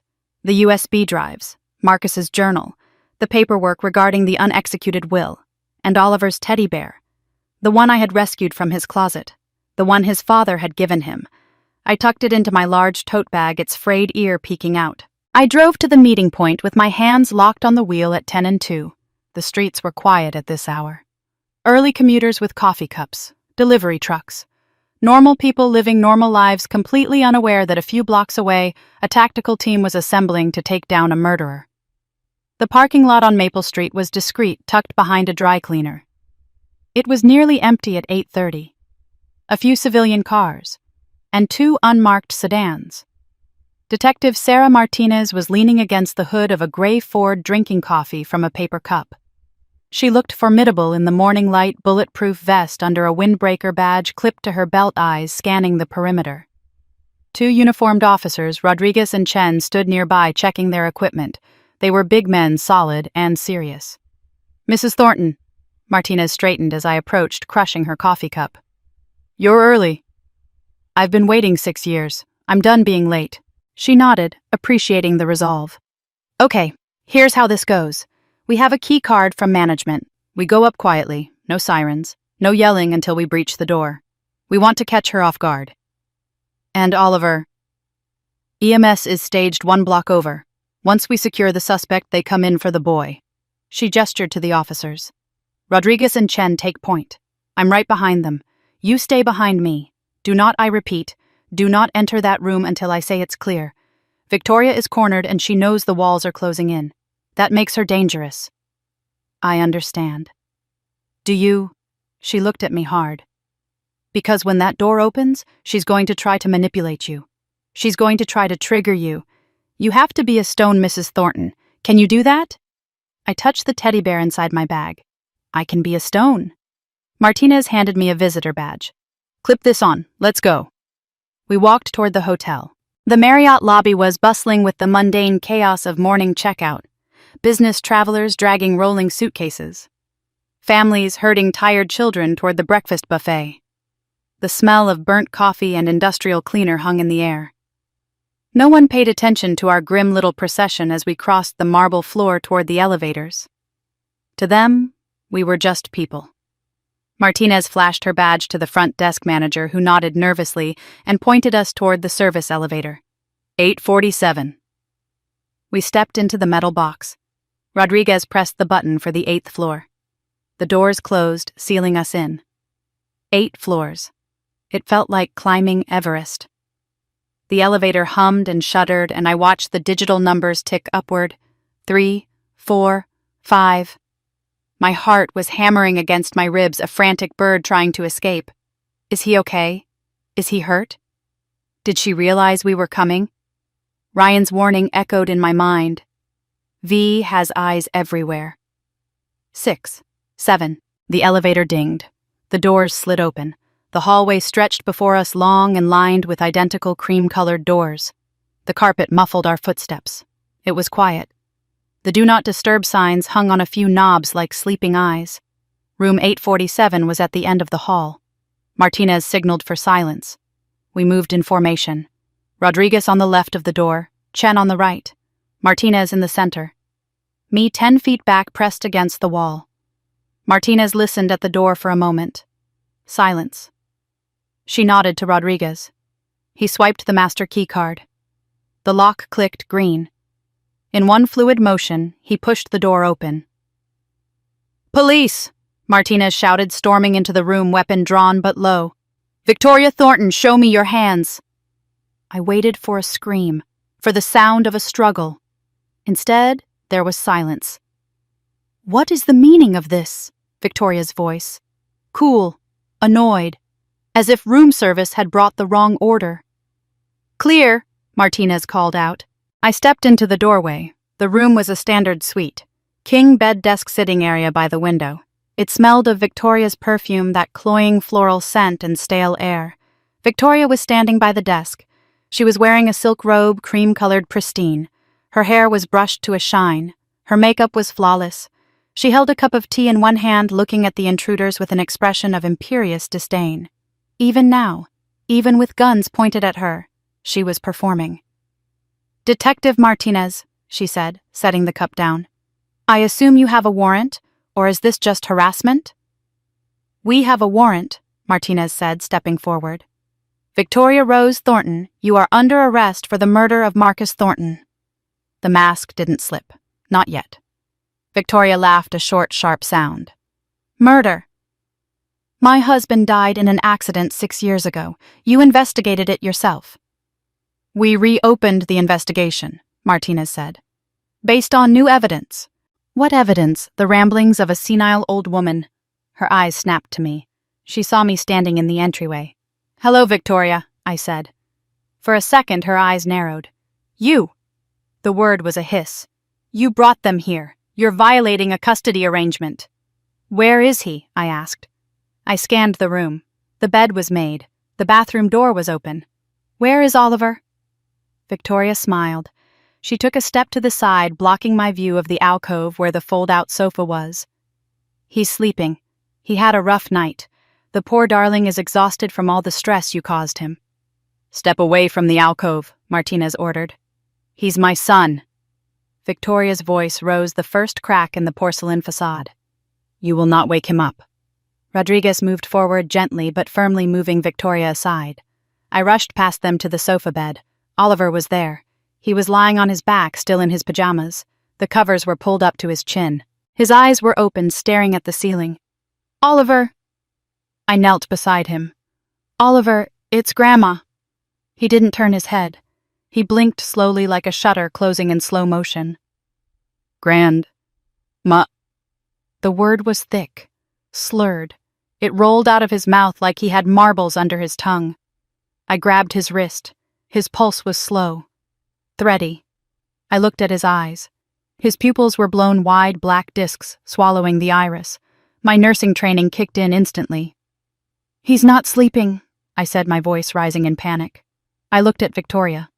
What did you give him? Nothing, Victoria shrieked. He's just tired. He's ataxic. I snapped, checking Oliver's muscle tone. His arm was limp heavy. Dilated pupils, slurred speech, bradycardia. I spun around to face her. Benzodiazepines. You gave him Valium Xanax. What was it? Victoria sneered. I gave him something to calm him down. He was hysterical, screaming for you. I had to make him stop. I had to make him stop. Just like she had to make Marcus stop. You drugged him, Martinez said, her voice cold with disgust. Chen, call the medics. Now. Possible overdose. It's not an overdose. Victoria lunged forward, trying to reach the bed. He's fine. He's mine. Get away from him. Martinez intercepted her. She grabbed Victoria's wrist and spun her around. Turn around. Hands behind your back. Get off me. Victoria fought. She wasn't the cool, composed socialite anymore. She was a wild animal. She kicked, scratched, thrashed. You can't take him. He belongs to me. I gave birth to him. I own him. I own him. Not I love him. I own him. Rodriguez stepped in to help. They forced her arms back. The click of handcuffs echoed through the room. Victoria Thornton, Martinez recited, you have the right to remain silent. I won't be silent, Victoria screamed. She twisted her head, her eyes locking onto me. Her face was twisted into a mask of pure hatred. You think you've won? You think this is over, Eleanor? I will bury you. I will burn your life to the ground. You already tried? I said, standing up from Oliver's side. I looked at her, really looked at her, and realized I wasn't afraid anymore. She was just a woman in handcuffs, a pathetic, broken thing. And you failed. Get her out of here, Martinez ordered. They dragged her toward the door. She was still screaming, shouting threats, shouting about lawyers, shouting about her rights. As she passed me, she stopped fighting for a split second. She leaned in, her breath hot on my face. He'll never be normal, she whispered. I broke him, just like I broke his father. You're saving a broken thing. I looked her in the eye. He's not broken, I said. He's just healing, and he's going to do it without you. Rodriguez shoved her forward. The door closed. Her screams faded down the hallway. The silence that followed was heavy. I turned back to the bed. Oliver was trying to sit up, but his coordination was gone. He swayed. Grandma, he mumbled. Tears were leaking from his eyes. You came. I told you I would. I sat on the edge of the bed and pulled him into my arms. He felt heavy, limp, but alive. I promised. Is she gone? She's gone, baby. She's gone. Am I in trouble? No. No, you are the bravest boy in the world. The EMTs arrived moments later. They bustled in with their equipment, professional and efficient. I stepped back to let them work, but I kept my hand on Oliver's ankle, maintaining physical contact. Pulse is 58, the medic called out. Respiration shallow but steady, pupils non-reactive. He looked at me. Grandmother said potential benzo. Yes, I said. She admitted to sedating him to calm him down. Probably last night and this morning. Okay, we're going to transport him. IV fluids to flush it out. Monitoring. He'll be groggy for 24 hours, but he should be fine. He should be fine. The words were a balm to my soul. They loaded him onto the gurney. As they strapped him in, he panicked slightly, his eyes searching the room. "Grandma?" "I'm here," I said, grabbing his hand. "I'm coming with you. I'm not leaving you." I grabbed my bag. I pulled out the teddy bear. "Look who I found," I whispered, tucking it next to him. Oliver's hand closed around the frayed fur. He brought it to his nose and inhaled deeply. His eyes fluttered closed. "Little bear." He sighed. We rode the elevator down. The lobby was a scene of controlled chaos. Police cars were parked at the entrance lights flashing. Guests were staring. I saw them putting Victoria into the back of a squad car. She was still in her robe, but the fight had gone out of her. She sat slumped against the window, staring at nothing. She looked small. I climbed into the back of the ambulance with Oliver. The doors closed, shutting out the world. Shutting out Victoria. It was just us now. I smoothed the hair back from his forehead. He was fighting the drugs, trying to stay awake, trying to make sure I was real. "Go to sleep, Oliver," I said softly. "You can sleep now. No one is going to hurt you. No one is going to drug you. No one is going to tell you to be quiet." "Promise," he slurred. "I promise." He let out a long, shuddering breath. His grip on the teddy bear tightened, and then finally he let go. He drifted into a sleep that was drug-induced, yes, but also safe. I watched the city pass by through the rear windows. The nightmare was over. The monster was in a cage. My son's death had been avenged. My grandson was alive. I leaned my head back against the wall of the ambulance and closed my eyes. For the first time in 6 years, the knot of tension in my chest began to loosen. We had won. But as the ambulance siren wailed, cutting through the morning traffic, I knew the hard work was just beginning. Healing wasn't a moment. It was a process. But we had time now. We had all the time in the world. "We're going home, Marcus," I whispered to the air. "We're bringing him home." 3 months had passed since the morning at the Marriott. 3 months of detoxing from sedatives, 3 months of intensive therapy, 3 months of Oliver learning that his voice was not a weapon that would hurt him but a tool that could heal him. He spoke now. Not perfectly, his voice was still gravelly, and he sometimes stumbled over complex words, his throat tight from years of disuse. But he spoke. To me. To his teachers. To the child psychologist Dr. Eris, who sat with him 3 times a week and let him draw his nightmares until they lost their power. We stood outside the Superior Court on a biting March morning. The wind whipped around the gray stone columns, carrying the scent of impending rain. The building loomed above us, a fortress of granite and law. "Are you ready?" I asked, squeezing his hand. I was wearing gloves. He was holding his teddy bear, Little Bear, tucked inside his coat. Oliver looked up at me. He looked older than 8. He looked like a soldier who had survived a war no one else saw. "I've been ready for 6 years, Grandma," he rasped. We walked up the steps together. The courtroom was packed. It was a spectacle. The Christmas Eve murder had captured the state's attention. Reporters filled the back rows, pens poised. Sketch artists waited to capture the face of the Black Widow of Connecticut. I took my seat in the front row, directly behind the prosecution table. Oliver sat between me and Dr. Eris, who had been granted permission to support him. Patricia Chen sat on my other side, her presence a solid wall of comfort. Victoria was already at the defense table. She looked diminished. Prison had stripped her down to the studs. The honey blonde hair was pulled back in a severe, unstyled ponytail. The designer cashmere was replaced by a drab blazer provided by her lawyer. Her skin was pale, waxy under the fluorescent lights, but her eyes remained the same, flat, reptilian. She scanned the room not with fear but with a cold, detached curiosity, as if she were watching a play she found slightly boring. When her eyes landed on Oliver, she didn't blink. She didn't smile. She just stared as if trying to mentally disassemble him. Oliver didn't look away. He held his bear tighter, but he kept his chin up. The trial lasted 5 days. The prosecutor, a sharp woman named Harper, called me to the stand on the 3rd day. I took the oath. I sat in the box.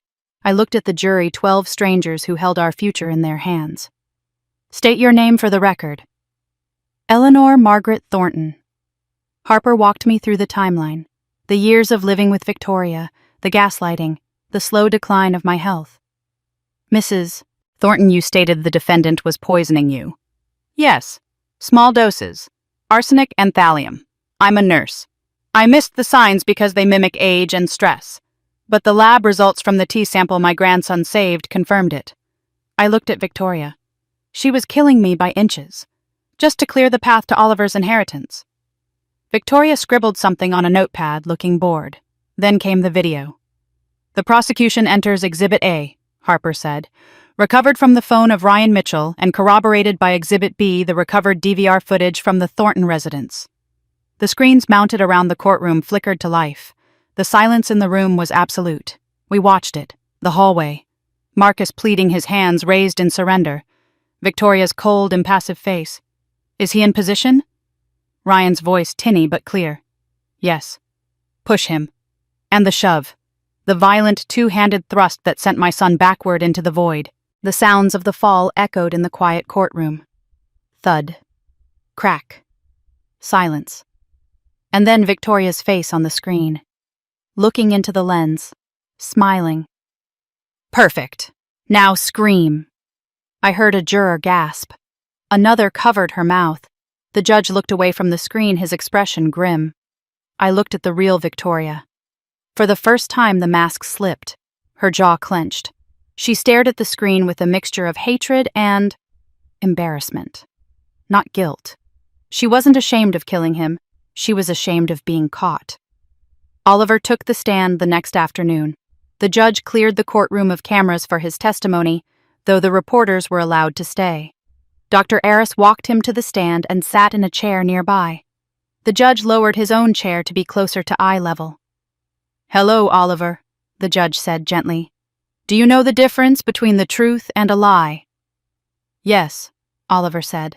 His voice was raspy, amplified by the microphone. A lie is what Mommy told everyone. The truth is what I saw. Please tell the jury what you saw. Oliver took a breath. He looked at me. I nodded. I saw Mommy push Daddy, he said. Simple. Brutal. I was on the stairs. Daddy was begging her to stop. But the man on the phone, Ryan, told her to do it. And after, Harper asked softly, after Daddy fell, Mommy walked over to me. Oliver's hand shook and he placed it flat on the railing to steady it. She grabbed my arm. It hurt.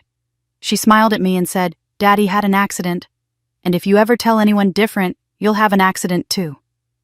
The defense attorney, a high-priced shark named Sterling, rose for cross-examination. He knew he had to be careful. Oliver, Sterling said, his voice sickly sweet. You were very young when this happened. 2 years old. Isn't it possible you had a nightmare that you're confusing a bad dream with reality? Oliver looked at him. I didn't dream the man on the phone, Oliver said. And I didn't dream the video you just watched. But memories fade, son. Not this one, Oliver said. He pointed a small finger at Victoria. I remember her smile. Mothers aren't supposed to smile when daddies die. That's how I know it wasn't a dream. Sterling paused. He looked at the jury. He saw their faces, hard, angry, protective. He knew he had lost. No further questions. The jury deliberated for 4 hours. We waited in a small conference room. I drank coffee I couldn't taste. Patricia paced. Oliver colored in a coloring book, staying inside the lines with intense focus. At 3:30 p.m., the bailiff knocked. They have a verdict. We filed back in. The air in the courtroom was electric, charged with the energy of judgment. Victoria stood. She didn't look at the jury. She looked straight ahead at the judge's bench, her chin high. In the matter of the people versus Victoria Thornton. The judge read, on the charge of murder in the first degree. How do you find? The foreperson, a middle-aged schoolteacher, stood up. She didn't look at Victoria. She looked at me. Guilty. A collective exhale went through the room. On the charge of conspiracy to commit murder. Guilty. On the charge of child endangerment. Guilty. On the charge of attempted murder of Eleanor Thornton. Guilty. I closed my eyes. Tears, hot and fast, slipped down my cheeks. Victoria didn't scream. She didn't lunge. That would have been too human. Instead, she slowly turned her head. She looked at the jury, then at the judge, and finally at us. Her expression was one of profound, icy contempt.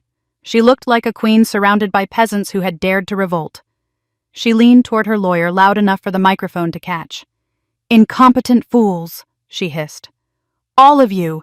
It was the chilling arrogance of a psychopath who believed until the very end that she was smarter than everyone else. The sentencing hearing happened 2 weeks later. The judge was not lenient. The video, the poisoning, the psychological torture of a child, it painted a picture of a monster. "Victoria Thornton," the judge said, peering over his glasses. "In 30 years on the bench, I have rarely seen such calculated cruelty. You not only took a life, you tried to erase the lives of your son and mother-in-law to cover your tracks." Victoria stood shackled at the waist and ankles. "I sentence you to life in prison without the possibility of parole, plus 20 years for conspiracy and attempted murder to be served consecutively." He banged the gavel. The sound was like a thunderclap clearing the air. "Take her away." As the bailiffs moved to escort her, Victoria stopped. She planted her feet. She turned fully toward the gallery. She locked eyes with me. Then her gaze slid down to Oliver. She didn't scream threats. She didn't vow revenge. She simply smiled that same faint, patronizing smile she had worn for 6 years. "He'll never forget me," she said softly. Her voice carried in the silent room. "I'm in his blood. I'm in his head. You can't scrub me out, Eleanor." I stood up. I put my hand on Oliver's shoulder. "You're right," I said, my voice steady. "He won't forget you. He will remember you as the bad thing that happened to him once.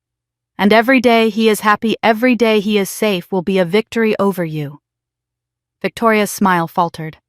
For the first time she looked small, irrelevant. The bailiff shoved her forward. "Let's go." She walked out the side door, the chains rattling around her ankles. The door closed with a heavy thud. She was gone. 6 months later. The kitchen was flooded with September sunlight. It danced off the new yellow curtains I had hung, replacing Victoria's heavy gray drapes. I stood in the doorway holding a basket of laundry, watching Oliver at the stove. He was standing on a step stool, wielding a spatula with serious concentration. The smell of butter and eggs filled the air. "Low heat," he mumbled to himself, his voice much clearer now, the rasp almost gone. "Keep it moving. Creamy, not rubbery." He was making Harold's eggs. He was taller. He had grown 3 inches over the summer. His cheeks had filled out, losing that gaunt, haunted look. He was wearing a soccer jersey. He had joined the local team as a goalie. He liked blocking shots. He liked protecting the net. "Grandma?" He didn't turn around. "I made tea. It's on the table." I looked at the table. A mug of Earl Grey sat there. Steam curled lazily into the air. 6 months ago, a cup of tea was a weapon. It was a symbol of my own blindness. Now it was just tea. I walked over and picked it up. I took a sip. It was perfect.